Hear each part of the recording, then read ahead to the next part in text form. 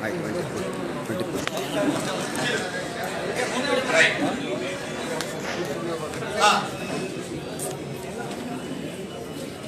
तस्स भगवतो अरहतो सम्मा संबुद्धस्स तथागತ ಭಗವಾನ್ ಬುದ್ಧರಿಗೂ ಬೋಧಿಸತ್ವ ಬಾಬಾ Saheb doctor B R. Ambedkar ಅವರ ಚರಣಾರವಿಂದಗಳಿಗೆ ನನ್ನ ಮೈತ್ರಿಪೂರ್ಣ ಭೀಮವಂದನೆಗಳನ್ನು ಸಲ್ಲಿಸುತ್ತಾ ಅಂಬೇಡ್ಕರ್ ಸ್ವಾಭಿಮಾನಿ ಸೇನೆ ರಿಜಿಸ್ಟರ್ಡ್ ಬೆಂಗಳೂರು ಯಾದಗಿರಿ ಜಿಲ್ಲಾ ಘಟಕದ ಆಯೋಜನೆ ಮಾಡಿರ್ತಕ್ಕಂಥ ಭೀಮಾ ಕೋರೆಗಾಂವ್ ವಿಜಯೋತ್ಸವದ ನಿಮ್ಮೆಲ್ಲರಿಗೂ ಕೂಡ ಹಾರ್ದಿಕವಾಗಿರ್ತಕ್ಕಂಥ ಶುಭಾಶಯಗಳು. ಜೊತೆಗೆ ಆಯುಷ್ಮಾನ್ ಸಹೋದರರಾಗಿರ್ತಕ್ಕಂಥ ಮತ್ತು ರಾಜ್ಯ ಅಧ್ಯಕ್ಷರಾಗಿರ್ತಕ್ಕಂಥ ಡಾಕ್ಟರ್ ಕೋದಂಡರಾಮ್ನ ಸಹೋದರರು ಕೂಡ ನಾನು ವೈಯಕ್ತಿಕವಾಗಿ ಅಭಿನಂದನೆ ಸಲ್ಲಿಸುತ್ತೇನೆ. ಕಾರಣ ಕರ್ನಾಟಕದಲ್ಲಿ ಸುಮಾರು 3,300 ಸಂಘಟನೆಗಳು, ದಲಿತ ಸಂಘಟನೆ, ರಚಿತ ಸಂಘಟನೆಗಳು 3,300ಕ್ಕಿಂತ ಹೆಚ್ಚಿಗೆ ವಾರಕ್ಕೊಂದ್ಸರಿ ಬೆಳೀತಾ ಹೋಗ್ತಾರೆ. ಬಹಳಷ್ಟು 90% ಲೆಟರ್ ಪ್ಯಾಡ್ ಸಂಘಟನೆಗಳಿವೆ ಕರ್ನಾಟಕದಲ್ಲಿ. ಬದುಕು ಮಾಡಿಕೊಳ್ಳೋ ಸಲುವಾಗಿ ಅಥವಾ ಗಂಜಿ ಸಲುವಾಗಿ ಅಂತಲ್ಲ, ಅದರ ಸಲುವಾಗಿ ಕೆಲವು ಸಂಘಟನೆಗಳು ಈ ರೀತಿ ರಚನಾತ್ಮಕ ಕಾರ್ಯಕ್ರಮಗಳನ್ನು ಮಾಡಿಕೊಳ್ಳುತ್ತಾ, ಜೊತೆಗೆ ಸಮಾಜದಲ್ಲಿ ನಡೆದಿರ್ತಕ್ಕಂಥ ಶೋಷಣೆಗಳ ವಿರುದ್ಧ ಹೋರಾಟಗಳನ್ನು ಮಾಡತಕ್ಕಂಥ ಕೆಲವೇ ಸಂಘಟನೆಗಳು, ಆ ಸಂಘಟನೆಯಲ್ಲಿ ನಮ್ಮ ಅಂಬೇಡ್ಕರ್ ಸ್ವಾಭಿಮಾನಿ ಸೇನೆ ಗಮನ ತರ್ತಾ ಇದ್ದೀನಿ. ಈ ಭೀಮಾ ಕೋರೆಗಾಂವ್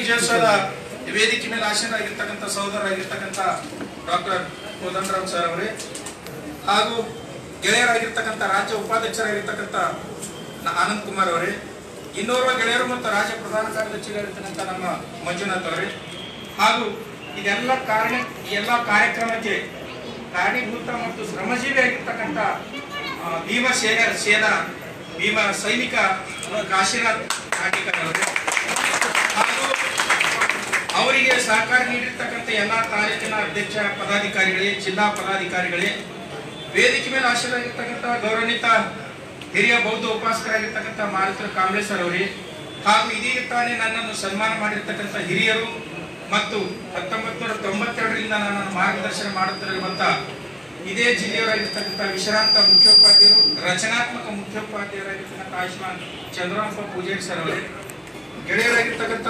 ವಾಗ್ಮರಿ ಸರ್ ಅವರೇ, ಹಾಗೂ ಇತ್ತೀಚೆಗೆ ನೂತನವಾಗಿ ಆಯ್ಕೆ ಬಂದಿರತಕ್ಕಂಥ ಹೊಸ ಗ್ರಾಮ ಪಂಚಾಯತಿ ಸದಸ್ಯರುಗಳೇ, ವೇದಿಕೆ ಮೇಲೆ ಆಸೀನರಾಗಿರ್ತಕ್ಕಂಥ ಎಲ್ಲಾ ಗಣ್ಯಮಾನ್ಯರೇ, ವೇದಿಕೆ ಸಮ್ಮುಖದಲ್ಲಿರ್ತಕ್ಕಂಥ ಎಲ್ಲಾ ನನ್ನ ಬಂಧು ಭಗಿನಿಯರೇ, ನಿಮ್ಮೆಲ್ಲರಿಗೂ ಕೂಡ ನನ್ನ ಕ್ರಾಂತಿಕಾರಿ ಜೈ ಭೀಮ್ಗಳು.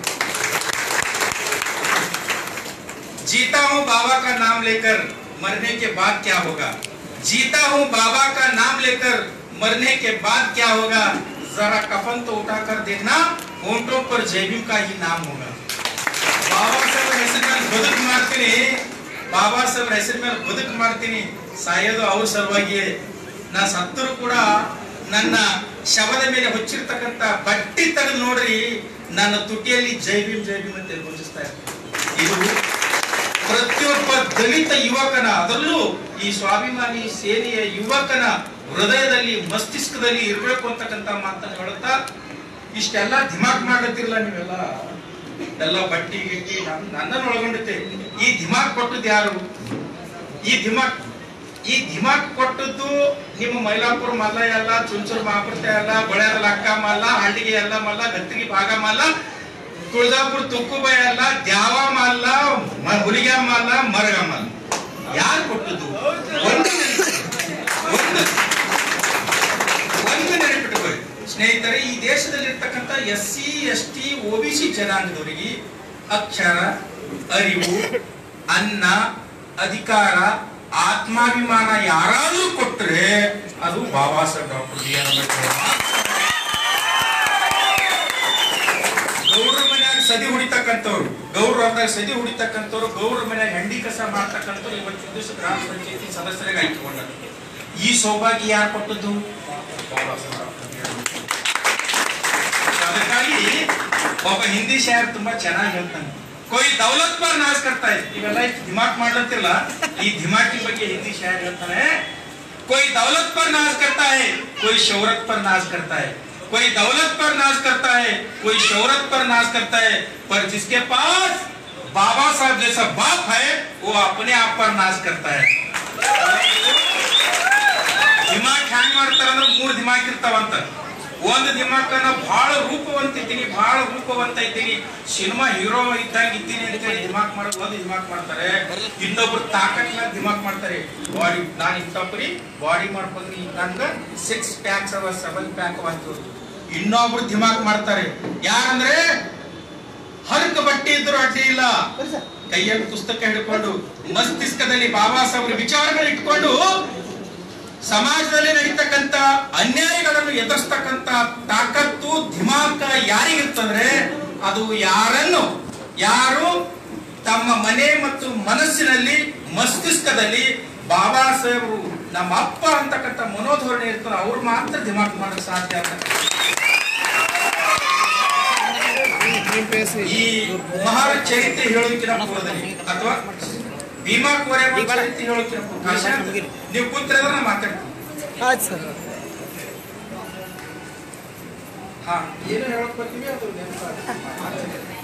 ಸ್ನೇಹಿತರೆ, ಭೀಮಾ ಕೋರೆಗ ಚರಿತ್ರೆ ನಾ ಭಾಷಣ ಮಾಡಲ್ಲ, ಆ ಚರಿತ್ರೆ ಕಥೆ ಹೇಳ್ತೀನಿ ನಿಮಗೆ. ಆ ಕಥೆ ಹೇಳೋ ಪೂರ್ವದಲ್ಲಿ ಒಂದೆರಡು ಮಾತು ಹೇಳ್ತೀನಿ. ಏನ್ ಹೇಳ್ಬೇಕಪ್ಪ ಅಂದ್ರೆ ಈ ದೇಶದಲ್ಲಿ ಮಹಾರ್ ಮಾಂಗ್ ಚಮಾರ್ ಈ 3 ನೆನಪಿಟ್ಕೊಂಡು ಬೇರೆ ಬೇರೆ ರಾಜ್ಯದಲ್ಲಿ ಬೇರೆ ಬೇರೆ ಕರಿಬಹುದು. ಇಲ್ಲಿ ಹೊಲೆಯವರು ಮಾಡ್ ಕರಿಬಹುದು, ಮಾಂಗ್ ಮಾಲಾದ್ ಕರಿಬಹುದು, ಮಹಾರ್ ಮಾಂಗ್ ಅಂತ ಕರಿಬಹುದು. ಇವೆಲ್ಲ ಒಂದೇ ವಂಶಕ್ಕೆ ಸೇರಿರ್ತಕ್ಕಂಥ ಜನಾಂಗ. ಯಾವ ವಂಶ ಇವು? ನಾವು ಬರುವಾಗ ಸನ್ನತಿ ನೋಡ್ಕೊಂಬೋದು, ತುಂಬಾ ಖುಷಿ ಅನಿಸ್ತು. ಎಷ್ಟು ಖುಷಿ ಅನಿಸ್ತಂದ್ರೆ ನಾನು ಎಂತ ಕುಲದಲ್ಲಿ ಹುಟ್ಟಿನಿ ಅಂತಕ್ಕಂಥ ಹೆಮ್ಮೆ ದಿಮಾಕ ದಿಮ್ಮ ನನಗಲ್ಲಿ ಅನಿಸ್ತು. ಎಂತ ಕುಲ ಅಂದ್ರೆ ನಮ್ದು ನಾಗಕುಲ ಅಂತ. ನಾಗಕುಲ ಅಂದ್ರೆ ದ್ರಾವಿಡ ಕುಲ ಅಂತ ಗೊತ್ತಿತ್ತು. ದ್ರಾವಿಡ ಕುಲ ಅಂದ್ರೆ ಮೂಲ ಭಾರತೀಯ ಕುಲ ಅಂತ. 3 ಭಾರತೀಯ ಕುಲ ಯಾವ್ದಂದ್ರೆ ಬೌದ್ಧ ಕುಲ ಅಂತಕ್ಕಂಥದ್ದು ನನಗೆ ಮನವರಿಕೆ ಆಯ್ತು. ನೀವೆಲ್ಲರೂ ಕೂಡ ವೇದಿಕೆ ಮೇಲೆ ಇರ್ತಕ್ಕಂಥವ್ರು, ಕೆಳಗಿರ್ತಕ್ಕಂಥ ಎಲ್ಲರೂ ಕೂಡ ನಾಗ ಜನಾಂಗಕ್ಕೆ ಸೇರಿರ್ತಕ್ಕಂಥವ್ರು, ದ್ರಾವಿಡ ಜನಾಂಗಕ್ಕೆ ಸೇರಿರ್ತಕ್ಕಂಥವ್ರು. ಬಿ ಶ್ಯಾಮ್ ಸುಂದರ್ ಸಾಹೇಬರು ಹೇಳ್ದಂಗೆ ನೀವೆಲ್ಲರೂ ಕೂಡ ಮೂಲ ಭಾರತೀಯರು. ಬಾಬಾ ಸಾಹೇಬರು ಹೇಳ್ದಂಗೆ ನೀವೆಲ್ಲರೂ ಮೂಲತವಾಗಿ ಬೌದ್ಧ ಉಪಾಸಕರು. ನಿಮ್ಮ ಮನಸ್ಸಿನಲ್ಲಿ, ನಿಮ್ಮ ರಕ್ತದಲ್ಲಿ ಆ ಬುದ್ಧಿಸಂ, ಬಾಬಾ ಸಾಹೇಬಿಸಂ ಮತ್ತು ಬುದ್ಧಿಸಂ ಹರಿದಾಡ್ತಾ ಇದೆ. ಅದನ್ನು ಜಾಗೃತಗೊಳಿಸ್ತಕ್ಕಂಥ ಕೆಲಸ ನೀವು ಮಾಡ್ಬೇಕಷ್ಟೇ. ನೀವೆಲ್ಲರೂ ಬುದ್ಧಿಸ್ತಿದ್ರಿ. ಯಾವಾಗ ನಿಮ್ಮ ಕರುಣೆ ಕಳಕಳಿ ಶ್ರದ್ಧೆ ಸ್ವಾಭಿಮಾನ ಇವು ಬರ್ತಾವಲ್ಲೋ ಅವಾಗ ಅರ್ಥ ಮಾಡ್ಕೋಬೇಕು ನೀವೆಲ್ಲರೂ ಕೂಡ ಬುದ್ಧಿಸ್ಟ್ ಇದ್ದೀರಿ ಅಂತಕ್ಕಂಥ ಮಾತನ್ನು ಹೇಳುತ್ತಾ ಇನ್ನ ಸ್ವಾಭಿಮಾನದ ಬಗ್ಗೆ ಒಂದು ಮಾತು ಹೇಳ್ತೀನಿ. ತುಂಬಾ ಖುಷಿ ಅನಿಸ್ತು. ಸಮಾಜದ ನಿರ್ಮಾಣಕ್ಕಾಗಿ ಆಮೇಲೆ ಕಾಶಿನಾಥ್ ನಿನ್ಗೂ ಮತ್ತೆ ಕಾರ್ಡ್ ಮಾಡಿರ್ತಕ್ಕಂಥ ಅನಂತ ಅಭಿನಂದನೆ. ತುಂಬಾ ಅದ್ಭುತವಾಗಿ ಅಚ್ಚುಕಟ್ಟಾಗಿ ಕಾರ್ಡ್ ಮಾಡಿದಿರಿ. ಯಾಕಂದ್ರೆ ಎಲ್ಲಿ ನಮ್ಗಿಂತಲೂ ನಮ್ಮ ಅಪ್ಪ, ನನ್ನ ಸಮಾಜ, ನನಗೆ ದಾರಿ ತೋರಿಸ್ತಕ್ಕಂಥ ಭಗವಾನ್ ಬುದ್ಧ ನಮ್ಗೆ ಶ್ರೇಷ್ಠ. ಅವರು ವಿಚಾರಕ್ಕೆ ಹೊರಗೆ ಬರಬೇಕು. ಅವರು ಉತ್ತಮವಾಗಿರ್ತಕ್ಕಂಥ ಒರಿಜಿನಲ್ ವಿಷಯ ಮತ್ತು ಫೋಟೋಗಳು ಹೊರಗೆ ಬರಬೇಕು ಅಂತಕ್ಕಂಥ ಮನೋಧೋರಣೆ ಯಾರಲ್ಲಿ ಇರ್ತಾವೋ ಅವ್ರು ಒಂದ್ ದಿವಸ ಪ್ರಬುದ್ಧರಾಗ್ತಾರೆ. ಥ್ಯಾಂಕ್ಸ್ ಅಂತಕ್ಕಂಥ ಸ್ವಾಭಿಮಾನಿ ಸೇನೆ. ಈ ಸ್ವಾಭಿಮಾನಕ್ಕೆ ತಕ್ಕಂತೆ ಒಂದು ಕಥೆ ಹೇಳಿ ನಾನು ಮಾತು ಚಾಲು ಮಾಡಿ. ಒಂದ್ಸರಿ ಹಿಂಗೆ ಯಾದಗಿರಿ ಅಂತ ಒಂದು ಸಣ್ಣ ಒಂದು ಹಳ್ಳಿ ಇತ್ತು. ಯಾವ್ದೋ ಹನಿಕೆರೆ ತಿಳ್ಕೊರಿ, ಕಣೆಕಲ್ ತಿಳ್ಕೊ, ಯಾವ್ದೋ ಒಂದು ಸಣ್ಣ ಹಳ್ಳಿ ಇದ್ದಾಗ ಅಲ್ಲಿ ಒಬ್ಬ ಹೆಣ್ಮಗಳು ಇದ್ರು. ಆ ಹೆಣ್ಮಗಳು ಒಬ್ಬರೇ ಒಬ್ಬ ಮಗ ಇದ್ರು. ಗಂಡ ಸತ್ತಿದ್ರು. ಯಾವ್ದೋ ಅಕಾಲಕ್ಕೆ ಮಾಡಕ್ ಹೋದಾಗ ಆ ಅಮ್ಮ ಏನ್ ಮಾಡ್ತಿದ್ರು, ಝೋಪಡಿ ಹಾಕಿಳು. ಅವಾಗ ನಮ್ಮ ಹುಡುಗರು, ನಮ್ಮ ದಲಿತ ಹುಡುಗರು ಮಾತಾಡ್ತಕ್ಕಂಥ ದಲಿತ ಅನ್ನೋದು ಅನ್ಪಾರ್ಲಿಮೆಂಟ್ ಹೇಳ್ರಿ. ದಲಿತ ಅಂದ್ರೆ ಎಲ್ಲಾ ಜಾತಿ ಬರ್ತಂತ 101 ಜಾತಿ. ಅವೇನು ಹೆಸರು ಹೇಳ್ಕೊತೀರಿ ಹೇಳಿ. ಅದಕ್ಕೆ ಅದು ನಾನು ಅನ್ಪಾರ್ಲಿಮೆಂಟ್ ಇದ್ರು ಕೂಡ ಅಥವಾ ಅನ್ಕಾನ್ಸ್ಟಿಟ್ಯೂಷನ್ ಇದ್ರು ಕೂಡ ನಾನು ಪದ ಬಳಸ್ತೀನಿ, ತಿಳ್ಕೊರಿ ನೀವು ಎಲ್ಲರೂ ಅಂತ 101 ಜಾತಿ ಅಂತ. ಸೊ ನಮ್ಮ ದಲಿತ ಹುಡುಗರು ಗ್ರಾಮೀಣ ಪ್ರದೇಶದಲ್ಲಿ, ಹಳ್ಳಿಗಳಲ್ಲಿ ಬಾಬಾ ಸಾಹೇಬ್ರ ವಿಚಾರಗಳು, ಬಾಬಾ ಸಾಹೇಬ್ರ ಕಾರ್ಯಕ್ರಮಗಳು, ಬಾಬಾ ಸಾಹೇಬ್ರ ತತ್ವ ಸಿದ್ಧಾಂತಗಳು ಬಿತ್ತುದು ನೋಡ್ಕೊಂಡು ಆ ಗಂಡು ಸತ್ತಿರ್ತಕ್ಕಂಥ ಹೆಣ್ಮಗಳು ಏನ್ ಮಾಡ್ತಾರೆ, ತನ್ನ 5-6 ವರ್ಷದ ಮಗನಿಗೆ ಸ್ಕೂಲಿಗೆ ಅಡ್ಮಿಷನ್ ಮಾಡ್ತಾರೆ. ಎಲ್ಲಿ ನಮ್ಮ ವಾಗ್ಮರೆ ಸರ್ ಅಂತ ಸ್ಕೂಲಿಗೆ ಅಡ್ಮಿಷನ್ ಮಾಡ್ತಾರೆ. ಮಾಸ್ಟರ್ ತುಂಬಾ ಚೆನ್ನಾಗಿರ್ತಾರೆ. ಆ ಅಮ್ಮ ಬದುಕು ಹೆಂಗ್ ಮಾಡ್ತು ಅಂದ್ರೆ ಬೆಳಿಗ್ಗೆ ಕಟ್ಟಿಗೆ ಹಾಕ್ಲಿಕ್ಕೆ ಹೋಗ್ತಾ ಇದ್ರು. ಬೇರೆಯವ್ರ ಹೊಲಕ್ಕ ಮತ್ತು ಗುಡ್ಡದ ಕಟ್ಟಿಗೆ ಹಾಕೊಂಡು ಹೋಗಿ ಪೆಂಡಿ ಕಟ್ಟಿಗೆ ಕಟ್ಕೊಂಡ್ ಬರ್ತೀವಿ. ಇಷ್ಟು ದೊಡ್ಡದು ಹರಿ ಕಟ್ಕೊಂಡ್ ಬಂದು ಮನಿ ಬಲ್ಲಿಟ್ಟು ಸಾಯಂಕಾಲ ಏನೋ ಗಂಜಿ ಮಾಡ್ಕೊಂಡು ಅನ್ನನೋ ಸಾರೋ ಮಾಡ್ಕೊಂಡ್ಬಿಟ್ಟು ಅವೆಲ್ಲ ಪೆಂಡಿ ಮಾಡಿ ಊರಾಗ ಹೋಗಿ ಮಾರಿ ಬರ್ತಿದ್ವಿ. ಮಾರಿದ ನಂತರ ಅಕ್ಕಿ ಬೇಳೆ ಖಾರ ಎಣ್ಣೆ ತಂದು ಅಡುಗೆ ಮಾಡ್ತಾ ಇದ್ವಿ. ಹೀಗೆ ಒಂದ್ ದಿವಸ ಕಟ್ಟಿಗೆಯಲ್ಲಿ ಅಮ್ಮ ಹೋಗಿರ್ತಾಳೆ, ಮೇಸ್ತ್ರಿ ಯಾವುದೋ ಕಾರಣಾಂತರದಿಂದ ಶಾಲೆ ಮಧ್ಯಾಹ್ನದ ಬಿಟ್ಬಿಟ್ಟಿರ್ತಾರೆ 12 ಗಂಟೆಗೆ. ಆ ಹುಡುಗ ಆಕಿನ ಮಗ ಶಾಲೆಯಿಂದ ಸೀದಾ ಮನೆಗೆ ಓಡ್ ಬರ್ತಾನೆ. ನೋಡಿ, ಸ್ವಲ್ಪ ನೀವೆಲ್ಲರೂ ಕೂಡ ನೆನಪು ಮಾಡ್ಕೊರಿ. ನಮ್ಮ ತಾಯಿದೇವರು ಹೊಲಕ್ಕೆ ಹೋಗಿರು, ನಮ್ಮ ಅಪ್ಪನ ಕೆಲ್ಸಕ್ಕೆ ಹೋಗಿರೋ, ನಾವು ಸ್ಕೂಲ್ ಮಧ್ಯಾಹ್ನದ ಬಿಟ್ಟಾಗ ನಾವು ಹ್ಯಾಂಗ್ ಬಿಡ್ತೀವಿ ಅಂತ ಎಲ್ಲಿ ಹೋಗ್ತೀವಿ ಸೀದಾ. ಆ ಹುಡುಗ ಮನೆಗೆ ಬರ್ತಾನೆ, ಜೋಪಡಿ ಇರ್ತದ, ಆ ಚಿಲಕಕ್ಕೊಂದು ಕಡ್ಡಿ ಹಾಕಿರ್ತಾರ, ಕಟ್ಟಿಗೆ ತೆಗೆದು ಬಾಗಿಲು ತೆಗೆದು ಒಳಗೆ ಹೋಗ್ತಾನೆ. ಒಳಗೆ ಹೋಗಿ ರೊಟ್ಟಿ ಬುಟ್ಟಿ ನೋಡ್ತಾನ, ಒಂದ್ ತುತ್ತೂ ರೊಟ್ಟಿ ಇರಂಗಿಲ್ಲ. ಅನ್ನ ಮಾಡೋ ಮಗನಿ ನೋಡ್ತಾನ, ಜಳ ಜಳ ಅಂತ ತೊಳೆದಿಟ್ಟಿರ್ತಾವ ಅವ್ರ ತಾಯಿ. ಆದ್ರೂ ಮಗ ಧೃತಿಗಿಡಂಗಿಲ್ಲ. ಆ ರಂಜನಿಗೆ ಒಂದು ಗ್ಲಾಸ್ ನೀರು ತಗೊಂಡು ಗಳ ಗಳ ಗಳ ಅಂತ ಕುಡಿದು ಹೊರಗೆ ಬಂದು ಆ ಚಪ್ಪರ ನೆಳ್ಳಿಗೆ ತನ್ನ ಪಾಟಿ ಚೀಲ ತೆಗೆದು ಮಾಸ್ತರ್ ಹಾಕೋದು ಹೋಮ್ವರ್ಕ್ ಮಾಡಬೇಕು ಅನ್ನೋದಕ್ಕ ಅಲ್ಲಿ ದೂರ ಅವರು ಒಂದು ದೊಡ್ಡ ಕಟ್ಟಿಗೆ ಹೊರಗೆ ಹೊತ್ಕೊಂಡ್ ಬರೋದು ಕಾಣ್ತಾರೆ. ದೊಡ್ಡ ಕಟ್ಟಿಗೆ ಹೊರಗೆ ಹೊತ್ಕೊಂಡ್ ಬರೋದು ನೋಡಿ ಆ ಮಗನಿಗೆ ಬಹಳ ಖುಷಿ ಆಗ್ತದೆ. ಅವ್ವಾ ನಮ್ಮ ಮಗು ಬಂದಳು ಅಂತೇಳಿ. ಸೊ ಹುಡುಗ ಆ ಪಾಟಿ ಅಲ್ಲೇ ಇರ್ತಾವ, ರೋಗ ಬರ್ತಾವ, ಆ ಕಟ್ಟಿಗೆ ಒಕಾಟ್ ಬಿಡ್ತಾಳೆ, ತನ್ನ ಶರಗ್ ತಗೊಂಡು ಮಗನಿಗೆ ಮೋದಿ ಸೀಡ್ತಾಳೆ. ಕೇಳ್ತಾಳೆ, ಯಪ್ಪ ಸಾಲಿ ಯಾಕೆ ಜಲ್ದಿ ಬಿಡ್ದಿಲ್ಲ ಅಂತ. ಇಲ್ಲವ ಇವತ್ತು ಮಾಸ್ತರ್ ಜಲ್ದಿ ಬಿಟ್ರು ಸಾಲಿ. ಯಪ್ಪ ಹಸ್ದೇನೋ ನಮ್ಮಪ್ಪ ನನ್ನ ಕಂದ ಹಸ್ದೇನೋ ಈಗ ಪೆಂಡಿ ಕಟ್ತೀನಿ, ಊರಾಗ ಗೌಡ್ರ ಮನೆಯಾಗ ಕುಲ್ಕರ್ಣಿ ಮನೆಯಾಗ ಹೋಗಿ ಅವ್ ಪೆಂಡಿ ಮಾರ್ಬಿಟ್ಟು ಬರಾಗ ಒಂದಿಷ್ಟು ಅಕ್ಕಿ ತೊಗೊಂಡ್ಬರ್ತೀನಿ, ಬಂದ್ರೆ ನನಗೆ ಅನ್ನ ಸಾರು ಮಾಡ್ಕೊಡ್ತೀನಪ್ಪ, ನನ್ನ ಮಗ ಒಂದ್ ಅರ್ಧ ಗಂಟೆ ಟೈಮ್ ಕೊಡ್ತಾವ. ಇಲ್ಲವ ಆಯ್ತಾಯ್ತು ಅಂತವ. ಅವ ಪಟ್ಟಂತ ನೆನಪು ಬರ್ತದ. ಏನಂದ್ರ ಶರ್ಗಿನ ಚುಂಗಾದಾಗ 2 ರೂಪಾಯಿ ಬಂದಿ ಕಟ್ಟಿರ್ತಾಳಕ್ಕಿ. ಶರ್ಗಿನ ಚುಂಗಾದಾಗ 2 ರೂಪಾಯಿ ಬಂದಿ ಕಟ್ತಾಳ. ಪಡಕ ನೆನಪಂದು ಅವಾಗ ಆ ಶರಗ್ ಬಿಚ್ಚಿ 2 ರೂಪಾಯಿ ಬಂದಿ ಆ 6 ವರ್ಷದ ಮಗನ ಕೈದಾಗ ಕೊಟ್ಟಪ್ಪ, ಈ ಬಂದಿ ತಗೊಂಡ್ ದುಕಾನಕ್ಕೆ ಹೋಗಿ ಬಿಸ್ಕಿಟ್ ತಗೊಂಬ, ಬಿಸ್ಕಿಟ್ ತಿನ್ನು. ಅಷ್ಟೊತ್ತಿಗೆ ನಾ ಎಲ್ಲ ಕಟ್ಟಿಗೆ ತೆಗೆದು ಪೆಂಡಿ ಮಾಡಿ ಗೌಡ್ರ ಮನೆಗೋ ಕುಲ್ಕರ್ಣರ ಮನೆಗೋ ಮಾರಿ ಬರಾಗ ಅಕ್ಕಿ ತಗೊಂಡ್ಬರ್ತೀನಿ, ಅನ್ನ ಮಾಡ್ತೀನಿ ಅಂತ. ಆ ಮಗ ಖುಷಿಲಿಂದ ಅವ್ರು ಕೊಟ್ಟಿರ್ತಕ್ಕಂಥ 2 ರೂಪಾಯಿ ಬಂದಿ ಕಿಶದಾಗ ಇಟ್ಕೊಂಡು ಹೊಡ್ಕೊಂಡ್ ದುಕಾನ್ ಹೋದಾಗ ಅಲ್ಲಿ ನಾವು ಸಾಯವಾಣನಂತ ದುಕಾನ ಕೂತಿರ್ತಾನ. ಏನ್ ಬೇಕು ಅಂತ ಕೇಳ್ತಾನ. ಅವಾಗ ಹುಡುಗಿ ಕಿಶದ ಕೈ ಹಾಕಿ ನನಗೆ ಬಿಸ್ಕಿಟ್ ಬೇಕು ಅಂತ ತಿಳಿದು ಹಿಂಗ್ ಕಿಶದ ಕೈ ಹಾಕಿ ನಾನು ಬಿಸ್ಕಿಟ್ ಕೂಡ 2 ರೂಪಾಯಿ ಹಿಂಗ್ ಮಾಡ್ತಾನೆ. ಸ್ನೇಹಿತರೆ, ಆ 2 ರೂಪಾಯಿ ಬಂದಿ ಟಪ್ ಬಿದ್ದಿರ್ತದೆ. ಹಿಂಗ್ ಕೈ ಮಾಡ್ತಾನೆ, ಆ ಬಂದಿ ನೋಡ್ತಾನೆ. ಬಂದಿ ನೋಡಿ ವಾಪಸ್ ಇಟ್ಟು ತಗೊಂಡು ಜೀವನ ಇಟ್ಕೊಂಡು ಕರೆಕ್ಟ್ ತಿರ್ಕೊಂಡು ವಾಪಸ್ ಮನೆಗೆ ಓಡ ಬರ್ತಾನೆ. ಅವರು ಇನ್ನ ಪೆಂಡಿಂಗ್ ಮುಗಿಸಿಲ್ಲ. ಅಷ್ಟೊತ್ತಿಗೆ ಮಗ ಬರ್ತಾನೆ. ಬಂದ ತಕ್ಷಣ ಕೇಳ್ತೀಯಪ್ಪ ಬಿಸ್ಕಿಟ್ ತಂದಿ ಅಂತ ಕೇಳ್ತ. ಇಲ್ಲವಾ ಅಂತ.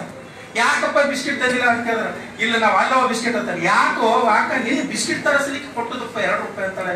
ಇಲ್ಲಮ್ಮ ವಾಲ್ಲ ಅಂತಾನೆ. ಯಾಕಂತ ಕೇಳ್ತಾನೆ. ಯಾಕೋ ಇಲ್ಲಮ್ಮ, ಆ 2 ರೂಪಾಯಿ ಬಂದಿ ಮೇಲೆ ಬಾಬಾ ಸಾಹೇಬ್ ಕೊಟ್ಟದ, ಬಾಬಾ ಸಾಹೇಬ್ರ ಮಾರಿ ನಾ ಹ್ಯಾಂಗ ಬಿಸ್ಕಿಟ್ ಮಗು ಕೇಳ್ತದ. ಅವ ಆ 2 ರೂಪಾಯಿ ಬಂದಿ ಮೇಲೆ ಬಾಬಾ ಸಾಹೇಬ್ರ ಕೊಟ್ಟದವ, ಆ ಫೋಟೋ ಮಾರಿ ನಾ ಹ್ಯಾಂಗ ಬಿಸ್ಕಿಟ್ ತಿನ್ನವ ಅಂತ. ಈ ಸ್ವಾಭಿಮಾನ, ಈ ಅಂಬೇಡ್ಕರ್ ಸ್ವಾಭಿಮಾನಿ ಸೇನೆಯಲ್ಲಿ ಬಂದ್ರ ಇದೊಂದು ಗಟ್ಟಿಯಾಗಿರ್ತಕ್ಕಂಥ ಸಂಘಟನೆ ಆಗ್ತದ ಅಂತಕ್ಕಂಥ ಮಾತನ್ನು ಹೇಳ್ತಾ, ಆಮೇಲೆ ಅದರಿಂದ ಸಮ ಸಮಾಜ ತುಂಬಾ ಒಳ್ಳೆ ಘೋಷವಾಕ್ಯ ಅದು. ಸಮ ಸಮಾಜಕ್ಕಾಗಿ ಅಂತೀವಿ. ಅಂಬೇಡ್ಕರ್ ಸೇನೆ ಸಮ ಸಮಾಜ ಅಂತಕ್ಕಂಥದ್ದು. ಸಮ ಸಮಾಜನ Baba Saheb doctor B R Ambedkar ಅವರು ಕಂಡಿರ್ತಕ್ಕಂಥ ದೊಡ್ಡ ಕನಸು. ಯಾವುದು ಸಮ ಸಮಾಜ, ಯಾವುದು ಪ್ರಬುದ್ಧ ಭಾರತ, ಯಾವುದು ಸಮ ಸಮಾಜ ಅಂದ್ರೆ ನೋಡಿ, ಶೋಷಿತರೆಲ್ಲರೂ ಒಂದಾಗಿ. ಸಮ ಸಮಾಜಕ್ಕೆ ಡೆಫಿನಿಷನ್ ಹೇಳ್ತೀನಿ. ಶೋಷಿತರೆಲ್ಲರೂ ಒಂದಾಗಿ ಸ್ವಂತ ಶಕ್ತಿಯ ಮೇಲೆ ರಾಜ್ಯಾಧಿಕಾರವನ್ನು ಹಿಡಿಯುವ ಮೂಲಕ ಸಮಸ್ತ ಭಾರತೀಯರೆಲ್ಲರಿಗೂ ಕೂಡ ಶಿಕ್ಷಣ, ಆರೋಗ್ಯ, ಸಾಂಸ್ಕೃತಿಕವಾಗಿ ಸರ್ವತೋಮುಖವಾಗಿ ಪ್ರಬುದ್ಧತೆಯನ್ನು ತಂದು ಕೊಡ್ತಕ್ಕಂಥ ವ್ಯವಸ್ಥೆ ಸಮ ಸಮಾಜ. ಅಂದ್ರೆ ಸಮ ಸಮಾಜ ಅಂದ್ರೆ ಬರೀ SC ST ಅಥವಾ ಹಲೇರು ಮಾದರಿ ಡಾರ್ ಸಂಘರ್ ಅಷ್ಟೇ ಅಲ್ಲ. ನಿಮ್ಮ ಕೈಯಾಗ ರಾಜ್ಯಾಧಿಕಾರ ಹಿಡಿದು ನೀವು ಎಲ್ಲಾ ಜಾತಿ ಜನಾಂಗದವರಿಗೆ ಪ್ರಾತಿನಿಧ್ಯತೆಯನ್ನು ಕಲ್ಪಿಸಿಕೊಡ್ತಕ್ಕಂಥ ವ್ಯವಸ್ಥೆ, ಅದಕ್ಕೆ ಸಮ ಸಮಾಜ ಅಂತ ಕರಿತಾರೆ Baba Saheb doctor B R Ambedkar. ಒಂದ್ ವೇಳೆ Baba Saheb doctor B R Ambedkar ಅವರು ಬರೀ ನಿಮ್ಮ ಸಲುವಾಗಷ್ಟೇ ಸಂವಿಧಾನ ಬರೆದು ನಿಮ್ಮ ಸಲುವಾಗಷ್ಟೇ ಹೋರಾಟ ಮಾಡಿದಂದ್ರೆ, ಆ ಸಂವಿಧಾನದಲ್ಲಿ ಕೇವಲ ಒಂದು 6 ಆರ್ಟಿಕಲ್ ನಮ್ಗೆ ಬಿಟ್ರೆ 390 ಆರ್ಟಿಕಲ್ ಎಲ್ಲ ಸಮಾಜದ ಜನರಿಗೆ ಗೊತ್ತು. ಅದಕ್ಕೆ ಬಾಬಾ ಸಾಹೇಬ್ ಮಾತಾಡ್ತಾರೆ, ನನ್ನನ್ನು ದ್ವೇಷ ಮಾಡತಕ್ಕಂಥ ಈ ಮನುವಾದಿಗಳು, ಬಾಬಾ ಸಾಹೇಬ್ ಹೇಳ್ತಾರೆ ಒಂದು ದಿವಸ, ನನ್ನನ್ನು ದ್ವೇಷ ಮಾಡತಕ್ಕಂಥ ಈ ಮನುವಾದಿಗಳು ಯಾವತ್ತು ನಾನು ಬರೆದಿರ್ತಕ್ಕಂಥ ಭಾರತದ ಸಂವಿಧಾನ ಓದ್ತಾರೋ ಆವತ್ತು ಅವರ ಮನಸ್ಥಿತಿ ಬದಲಾವಣೆ ಮಾಡ್ಕೊತಾರೆ ಅಂತಕ್ಕಂಥ ಮಾತನ್ನು ಬಾಬಾ ಸಾಹೇಬ್ ಹೇಳ್ತಾರೆ. ಸೊ ಇವತ್ತು ದೊಡ್ಡ ದುರಂತ, ಬಡ್ಡಿ ಮಕ್ಕಳು, ಕಡ್ಡಿ ಚುಚ್ಚ ಬಡ್ಡಿ ಮಕ್ಕಳು ಸಂವಿಧಾನ ಓದಲತ್ತಾರ. ಸಂವಿಧಾನ ಓದ್ರಪ್ಪ ಅಂದ್ರೆ ಗಂಟಿ ಮಾಡ್ಕೊತ ನಡೆದಿ ನೀವು, ಹನುಮಂತರ ಜಾತ್ರೆ ಮಾಡ್ಕೋತಿ. ಸೊ ಅದಕ್ಕಾಗಿ ಎಲ್ಲಿವರೆಗೆ ನೀವು ಸಂವಿಧಾನ ಓದಂಗಿಲ್ಲ ಅಲ್ಲಿವರೆಗೆ ಪ್ರಬುದ್ಧ ಭಾರತ ಕಟ್ಟಲಿಕ್ಕೆ ಸಾಧ್ಯತೆ ಇಲ್ಲ ಅಂತಕ್ಕಂಥ ಒಂದು ಮಾತನ್ನು ಹೇಳ್ತಾ ನಿಮ್ಮ ಕಡೆ ಬರ್ತೀನಿ ಸ್ನೇಹಿತರೆ. ನೀವೆಲ್ಲ ಏನಪ್ಪ ಇವರು ಅಂಬೇಡ್ಕರ್ ಸ್ವಾಭಿಮಾನಿ ಸೇನೆದವರು ಇದೇನು ಹೊಸ ನಾಟಕ ಹುಡ್ಕೊಂಡ್ ಕೂತಾರ? ನಮಗ ಸ್ವಾತಂತ್ರ್ಯೋತ್ಸವ ಗೊತ್ತು, ಗಣರಾಜ್ಯೋತ್ಸವ ಗೊತ್ತು, ಜಯಂತ್ಯೋತ್ಸವ ಗೊತ್ತು. ಈ ಕೋರೆಗಾಂವ್ ವಿಜಯೋತ್ಸವ ಏನು, ಯಾಕೆ ಇದು? ನಾವು ಕಾಂಗ್ರೆಸ್ ಅವರು ಮಾತಾಡ್ತಾ ಇದ್ವಿ. ತುಂಬಾ ಜನ ಎಲ್ಲರೂ ಮಾಡ್ಲತ್ತಾರ, ಕಪ್ಪಿ ಹಾರ್ಲತ್ತ ಎಡಿನೂ ಹಾರ್ಲತ್ತ ಅಂದಂಗ. ಎಲ್ಲರೂ ಭೀಮಾ ಕೋರೆಗಾಂವ್ ವಿಜಯೋತ್ಸವ ಮಾಡ್ತಾರೆ, ಏನೇನೋ ಮಾತಾಡ್ತಾರೆ, ಸಂಬಂಧ ಇಲ್ಲ, ಸೂತ್ರ ಇಲ್ಲ. ಅರೇ ಮಹಾರ್ ಮಾಂಗ್ ಚಮಾರ್, ಈ ದೇಶದಲ್ಲಿ ಇಂಥ ಚರಿತ್ರೆ ಇದೆ. ನೀವು ಮೀಸಿತ್ತಿರುತ್ತ ಎದೆ ಉಪ್ಪಿಸಿ ನಡೀತಕ್ಕಂಥ ಚರಿತ್ರೆ ಕಟ್ಟಿದವರು ಮಹಾರ್ ಮಾಂಗ್ ಚಮಾರು. ಅದು ಅದ್ರಿ, ಅದು ಬಿಟ್ಟು ಮರಗಮದು ದುರ್ಗಮದು ರಾಮಾಯಣ ಮಹಾಭಾರತ ಓದ್ಕೋತ ಕೂಡ್ತಿರಲ್ಲ, ಅದು ಓದ್ತಿರಂದ್ರ ನೀವು ಎದೆ ಗಟ್ಟಿ ಮಾಡಿ ಎದೆ ನಿಗರಿಸಿ ತಿರುಗಾಡ್ತಕ್ಕಂಥ ಸಾಮರ್ಥ್ಯ ಬರ್ತದ. ಆ ಸಾಮರ್ಥ್ಯ ಏನು ಅನ್ನೋದು ಅಥವಾ ನಿಮ್ಮ ಸಮುದಾಯದ ಯಶೋಗಾಥೆ ವೀರಗಾಥೆ ಏನು ಅನ್ನೋದು ಹೇಳಕ್ ನಾ ಇಲ್ಲಿ ಬಂದಿನಿ. ಅದು ದಯವಿಟ್ಟು ನೀವೆಲ್ಲರೂ ಕೇಳಬೇಕು ಅಂತಕ್ಕಂಥ ಮಾತನ್ನ. ಬಹಳಷ್ಟು ಯುದ್ಧಗಳು ನಡೆದಿವೆ, ವಿಜಯೋತ್ಸವಗಳು ನಡೆದಿವೆ. ಆದರೆ ಇದರಲ್ಲಿ ಏನು ವಿಶೇಷ? ಭೀಮಾ ಕೋರೆಗಾಂವ್ ವಿಜಯೋತ್ಸವದಲ್ಲಿ ಏನ್ ವಿಶೇಷ ಅಂದ್ರೆ ಸ್ನೇಹಿತರೆ, 28,000 ಪುನಾ ನಗರದಲ್ಲಿ ಇರ್ತಕ್ಕಂಥ ಶನಿವಾರವಾಡದಲ್ಲಿ ಇರ್ತಕ್ಕಂಥ ಬಡಜಿಗಳು ಅಂದ್ರೆ ಭಟ್ರು ಅಂತ ಕರೀತಾರೆ, ನಮ್ಮ ಭಾಷೆದ ಗುಲ್ಬರ್ಗ ಭಾಷೆ ಭಟ್ರು ಅಂತ. ಪೇಶ್ವೆಗಳ 28,000 ಸೈನಿಕರನ್ನು ಕೇವಲ 500 ಮಹಾರ್ ಸೈನಿಕರ ನಾಯಕತ್ವದಲ್ಲಿ ಕೆಲವೊಂದು ಇತರೆ ಜನಾಂಗದ ಸೈನಿಕರ ಸಹಾಯದೊಂದಿಗೆ ಇನ್ನು ಕೆಲವು ಜನ ಇತರದಲ್ಲಿ, ಆದರೆ ಮುಂದಾಳತ್ವದಲ್ಲಿ 500 ಜನ ಮಹಾರ್ ಸೈನಿಕರು ಅಟ್ಟಾಡಿಸ್ಕೊಂಡು 12 ಗಂಟೆ ನಾಯಿ ಹೊಡೆದಂಗ್ ಹೊಡೆದಿರ್ತಕ್ಕಂಥ ಘಟನೆ ನಾಯಿಗೆಲ್ಲ ಗೊತ್ತಾಗ್ತೇವೆ. ಹಚ್ಚ ಮೂಲೆ ಸಿಕ್ಕ ಹೊಡೆದಾಕ ಹೊಡೆದ್ರ ಕೊಯ್ ಕೊಯ್ ಕೊಯ್ ಕೊಯ್ ಅಂತದ ಹಂಗ ಹೊಡೆದಿರ್ತಕ್ಕಂಥ ಯೋಧರ ಯಶೋಗಾಥೆ ವೀರಗಾಥೆ ಭೀಮಾ ಕೋರೆಗಾಂವ್. ಅದಕ್ಕಾಗಿ ನಾವು ಇಡೀ ದೇಶದಾದ್ಯಂತ ಈಗ 2017ರಿಂದ ದೇಶದಾದ್ಯಂತ ಈ ಭೀಮಾ ಕೋರೆಗಾಂವ್ ವಿಜಯೋತ್ಸವ ಆಚರಣೆ ಮಾಡ್ತಾ ಇದ್ದೀವಿ. ಯಾಕೆ ಆಚರಣೆ ಮಾಡ್ತಾ ಇದ್ದೀವಿ? ಈಗ ಅಂಬೇಡ್ಕರ್ ಸ್ವಾಭಿಮಾನಿ ಸೇನೆಯವರು ಯಾಕೆ ಆಚರಣೆ ಮಾಡ್ತಾ ಇದ್ದಾರೆ ಅಂದ್ರೆ 2017ರಲ್ಲಿ ಸಂಭಾಜಿ ಭಿಡೆ, ಮಿಲಿಂದ್ ಏಕಬೋಟೆ ಅಂತಕ್ಕಂಥ RSS ಏಜೆಂಟ್ ಬಡ್ಡಿ ಮಕ್ಕಳು ಇವರು 2017 ಡಿಸೆಂಬರ್ 31ನೇ ತಾರೀಕು ದಿವಸ ಭೀಮಾ ಕೋರೆಗಾಂವ್ನಿಂದ 3 ಕಿಲೋಮೀಟರ್ ಅಂತರದಲ್ಲಿ ಇರ್ತಕ್ಕಂಥ ಒಳು ಗ್ರಾಮದಲ್ಲಿ ಗಣಪತ್ ಮಹಾರ್ ಅಂತಕ್ಕಂಥ ವಂಶಸ್ಥರನ್ನು ಗುರಿಯಾಗಿಟ್ಟುಕೊಂಡು ಆ ಗಣಪತ್ ಮಹಾರ ಸಮಾಧಿಯನ್ನು ಕಿತ್ತಿ ದಲಿತರ ಮೇಲೆ ಕಲ್ಲು ತೂರಾಟ ಮಾಡಿ ಇಡೀ ದೇಶದಾದ್ಯಂತ ಇರತಕ್ಕಂಥ ಎಲ್ಲಾ ಶೋಷಿತ ಜನರು, ಅದರಲ್ಲೇ ವಿಶೇಷವಾಗಿ ಈ ಮಹಾರ್ ಮಾಂಗ್ ಚಮಾರ್ ಜನರು ರೊಚ್ಚಿಗೆದ್ದು ಸ್ವಾಭಿಮಾನದ ಕಹಳೆಯನ್ನು ಊದಿದ ಸಲುವಾಗಿ ನಾವು ಇವತ್ತಿನ ದಿವಸ ಇಡೀ ದೇಶದಾದ್ಯಂತ ಭೀಮಾ ಕೋರೆಗಾಂವ್ ವಿಜಯೋತ್ಸವ ಆಚರಣೆ ಮಾಡ್ತಾ ಇದ್ದೀವಿ. ಆಕ್ಚುಲಿ ಒಂದೊಂದ್ಸಾರಿ ವೈದಿಗಳಿಗೆ ನಾವು ಥ್ಯಾಂಕ್ಸ್ ಹೇಳ್ಬೇಕಾಗ್ತದ. ಆ ಬಡ್ಡಿ ಮಕ್ಕಳು ನಮ್ಮ ಹುಡುಗರ ಮೇಲೆ ಕಲ್ಲು ಹೊಡೆದಿದಂದ್ರ ಈ ರೀತಿ ಎಲ್ಲಾ ಸಂಘಟನೆದವರು ಎಲ್ಲಾ ರಾಜ್ಯಗಳಲ್ಲಿ ಭೀಮಾ ಕೋರೆಗಾಂವ್ ವಿಜಯೋತ್ಸವ ಮಾಡ್ತಿಲ್ಲ. ಆದರೆ ಈ ವೇದಿಕೆ ಮೂಲಕ ಅಂಬೇಡ್ಕರ್ ಸ್ವಾಭಿಮಾನಿ ಸೇನೆಯ ವೇದಿಕೆ ಮೂಲಕ ಎಲ್ಲಾ ಸಂಘಟಕರಿಗೆ ಕಳಕಳಿ ಮನವಿ ಮಾಡ್ಕೊತಾ ಇದೀನಿ. ಭೀಮಾ ಕೋರೆಗಾಂವ್ ವಿಜಯೋತ್ಸವ ದಿವಸ ಭೀಮಾ ಕೋರೆಗಾಂವದ ಮಹಾ ಜನಾಂಗದ ಯಶೋಗಾಥೆ ವೀರಗಾಥೆಯನ್ನು ಹೇಳತಕ್ಕಂಥ ಪ್ರಜ್ಞಾವಂತರಿಗೆ ಕರೆಸಿದ್ರಂದ್ರೆ ಆ ಕಾರ್ಯಕ್ರಮ ಸಾರ್ಥಕ ಆಗ್ತದೆ. ವೇದಿಕೆ ನಮ್ಮದು, ಜನ ನಮ್ಮದು, ಖರ್ಚು ನಮ್ಮದು, ಏನೇನೋ ಮಾತಾಡ್ತಕ್ಕಂಥ ತಿಕ್ಕಲ್ಗಳು ತಂದು ಮಾತಾಡಿಸ್ಬೇಕು. ಸೊ ಅದು ಕೆಲಸ ಆಗಬಾರ್ದು, ಟು ದಿ ಪಾಯಿಂಟ್, ಅದಕ್ಕೆ ಸಂಬಂಧಪಟ್ಟಿರ್ತಕ್ಕಂಥ ಆಗ್ಬೇಕಂತಕ್ಕಂಥ ಮಾತನ್ನು ಹೇಳುತ್ತಾ, ಇನ್ನ ಈ 28,000 ನಾನು ನಿಮ್ಗೆ ಹೇಳಿದೆ, ಪುನಾ ನಗರದಲ್ಲಿ ಶನಿವಾರ ವಾರದಲ್ಲಿ ಇರ್ತಕ್ಕಂಥ ಬಡಜಿಗಳು, ಚಿತ್ಕೋನ ಬ್ರಾಹ್ಮಣರು, ಅವರಿಗೆ ಪೇಶ್ವೆ ಅಂತಾರ ಅಂತ ಹೇಳುದು. ಬಹುಶಃ ನಿಮ್ ಗೂಗಲ್ದಾಗ ಚೆಕ್ ಮಾಡ್ರಿ, ಪೇಶ್ವೆ ಅಂದ್ರೆ ಪಾರ್ಸಿದ ಏನಾಗ್ತದ ಅಂತ. ಪೇಶ್ವೆ ಯಾರಿಗಂತಾರಂದ್ರೆ, ಪೇಶ್ವೆ ಅಂದ್ರ ಸಪ್ಲೈ ಮಾಡೋರು ಅಂತ. ಏನ್ ಸಪ್ಲೈ ಮಾಡ್ತೀರಂದ್ರೆ, ಯಾವಾಗ ಕ್ರಿಸ್ತ ಶಕ 712ರಲ್ಲಿ ಮೊಹಮ್ಮದ್ ಬಿನ್ ಕಾಸಿಂ ಭಾರತ ಮೇಲೆ ಬಂದ್ರು, ಅವ್ರಿಗೆ ಕರೆಸ್ತವ್ರು ಯಾರು ಗೊತ್ತೇನು? ಭಾರತಕ್ಕೆ ಮುಸ್ಲಿಮರಿಗೆ ಕರೆಸಿರ್ತಕ್ಕಂತ ಮೊದಲ ಬ್ರಾಹ್ಮಣ ರಾಜ ದಾಹಿರ್. ರಾಜ ದಾಹಿರ್ ಅಂತಕ್ಕಂಥ ವ್ಯಕ್ತಿ ಆ ಮೊಹಮ್ಮದ್ ಬಿನ್ ಕಾಸಿಂಗೆ ಭಾರತಕ್ಕೆ ಅಂದ್ರೆ ಅಫ್ಘಾನಿಸ್ತಾನ, ಜಂಬೂ ದ್ವೀಪ ಅಂತ ಇರ್ತದೆ, ಭಾರತ ಇರಲ್ಲ, ಆ ಜಂಬೂ ದ್ವೀಪ ಕರೆಸ್ತಾರೆ.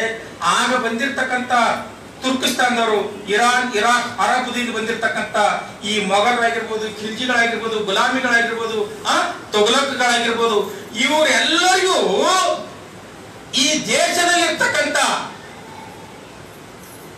ವೈದಿಕ ದೇವಾಲಯಗಳಿರ್ತಕ್ಕಂಥ ಎಲ್ಲಿ? ಪೂರಿ, ಜಗನ್ನಾಥ್ ಪುರಿಯಲ್ಲಿ, ಮಥುರಾದಲ್ಲಿ, ಇಂತಹ ಸ್ಥಳದಲ್ಲಿರ್ತಕ್ಕಂಥ ಸೇವಾದಾಸಿಯರು ಅಂದ್ರೆ ಗಂಡು ಸತ್ತಿರ್ತಕ್ಕಂಥ ಬ್ರಾಹ್ಮಣ, ಕ್ಷತ್ರಿಯ, ವೈಶ್ಯ ಹೆಣ್ಣು ಮಕ್ಕಳನ್ನು ಅಲ್ಲಿ ಬಿಡುತ್ತಾ ಇದ್ರು. ಆ ಹೆಣ್ಣು ಮಕ್ಕಳನ್ನು ಈ ಅರಬ್ಬ ಜನಾಂಗದವರಿಗೆ, ಸೈನಿಕರಿಗೆ, ದಂಡ ನಾಯಕರಿಗೆ ಮಾರಾಟ ಮಾಡ್ತಾ ಇದ್ರು. ಅದಕ್ಕೆ ಪೇಶ್ವಾ ಅಂತ ಕರೀತಾರೆ. ಪೇಶ್ವೆ, ಮಾರಾಟ ಮಾಡೋದು, ಸಪ್ಲೈ ಮಾಡೋದು ಅಂತ. ಆ ಹೆಂಗಸರಿಗೆ ಸಪ್ಲೈ ಮಾಡತಕ್ಕಂತ ಜನಾಂಗ ಪೇಶ್ವೆ ಜನಾಂಗ, ಅದಾಗ್ತಾನೆ ಪೇಶ್ವೆ. ಸೊ ಈ ಪೇಶ್ವೆಗಳು ಯಾವಾಗ ಆಡಳಿತಕ್ಕೆ ಬಂದ್ರೆ, ಯಾವಾಗ ಇವರು ಮುಖ್ಯವಾಹಿನಿಗೆ ಬಂದ್ರು? ಸೊ ಇದು ಛತ್ರಪತಿ ಶಿವಾಜಿ ಮಹಾರಾಜರ ಕಾಲದಲ್ಲಿ ಮಂತ್ರಿಗಳ ಒಂದು ಒಕ್ಕೂಟ ಇರ್ತಾ ಇತ್ತು. ಆ ಮಂತ್ರಿಗಳ ಒಕ್ಕೂಟದಲ್ಲಿ ಮೊದಲು ಈ ಪೇಶ್ವೆಗಳು ಸೇರಿರ್ತಕ್ಕಂಥದ್ದು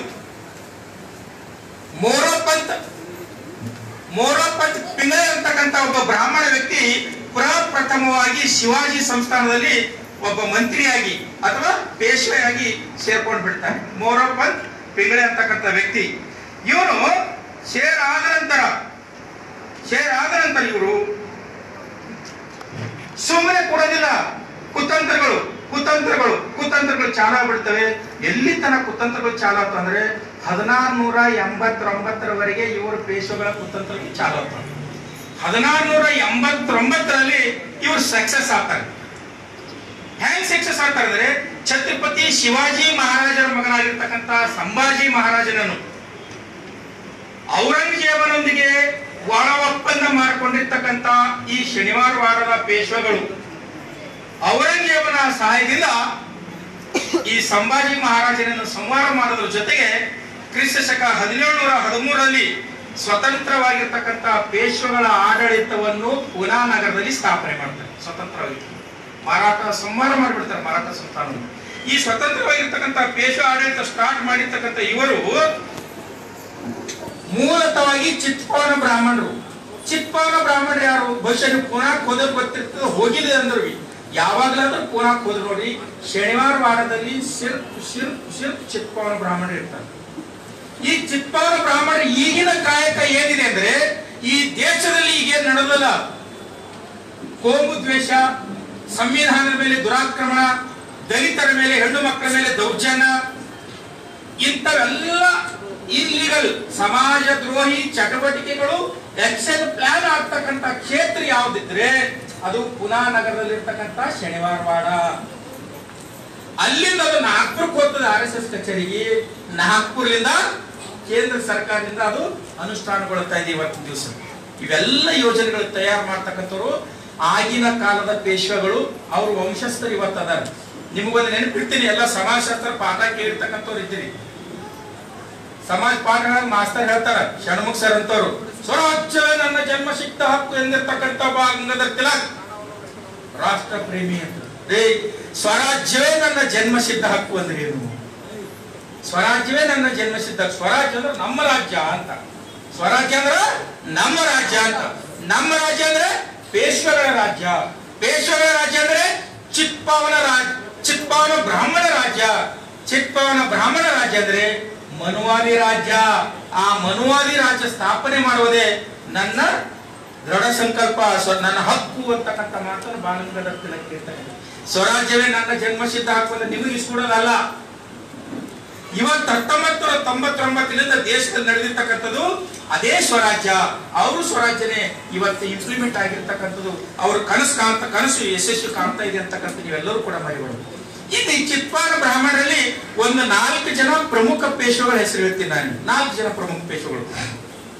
1713ರಲ್ಲಿ ಬಾಲಾಜಿ ಪೇಶ್ವೆ ಆಡಳಿತಕ್ಕೆ ಬರ್ತಾನೆ, ಇಂಡಿಪೆಂಡೆಂಟ್ ಆಗಿ. ಅಂದ್ರೆ ಈ ಚಿತ್ಪಾವನ ಬ್ರಾಹ್ಮಣ ಮನೆತನಕ್ಕೆ ಸೇರಿರ್ತಕ್ಕಂಥ ವ್ಯಕ್ತಿ ಸ್ವತಂತ್ರವಾಗಿ ಪೇಶ್ವೆ ಆಡಳಿತವನ್ನು ಪುನಾನಗರದಲ್ಲಿ ಸ್ಟಾರ್ಟ್ ಮಾಡ್ತಾನೆ. ಇವನ ಆದ ನಂತರ 1ನೇ ಬಾಜಿರಾಯ ಬರ್ತಾನೆ. ಇವರೆಲ್ಲರ ಆದ ನಂತರ ಲಾಸ್ಟ್ 1803ರಲ್ಲಿ 2ನೇ ಬಾಜಿರಾಯ ಅಧಿಕಾರಕ್ಕೆ ಬರ್ತಾನೆ.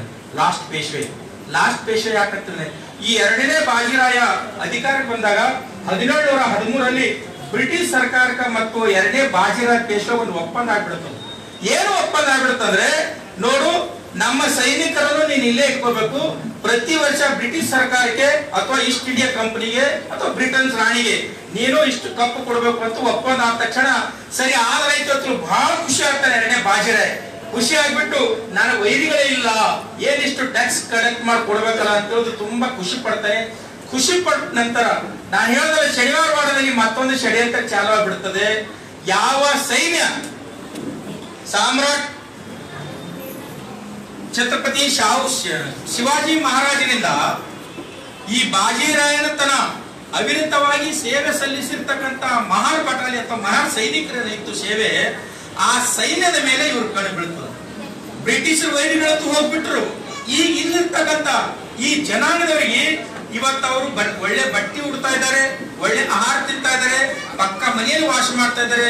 ಜೊತೆಗೆ ರಣರಂಗದಲ್ಲಿ ಹುಲಿಗಳಂತೆ ಹೋರಾಟ ಮಾಡಿ ಪ್ರತಿಯೊಂದು ಯುದ್ಧದಲ್ಲೂ ಕೂಡ ಹೆಸರು ಗಳಿಸ್ತಾ ಇದ್ದಾರೆ.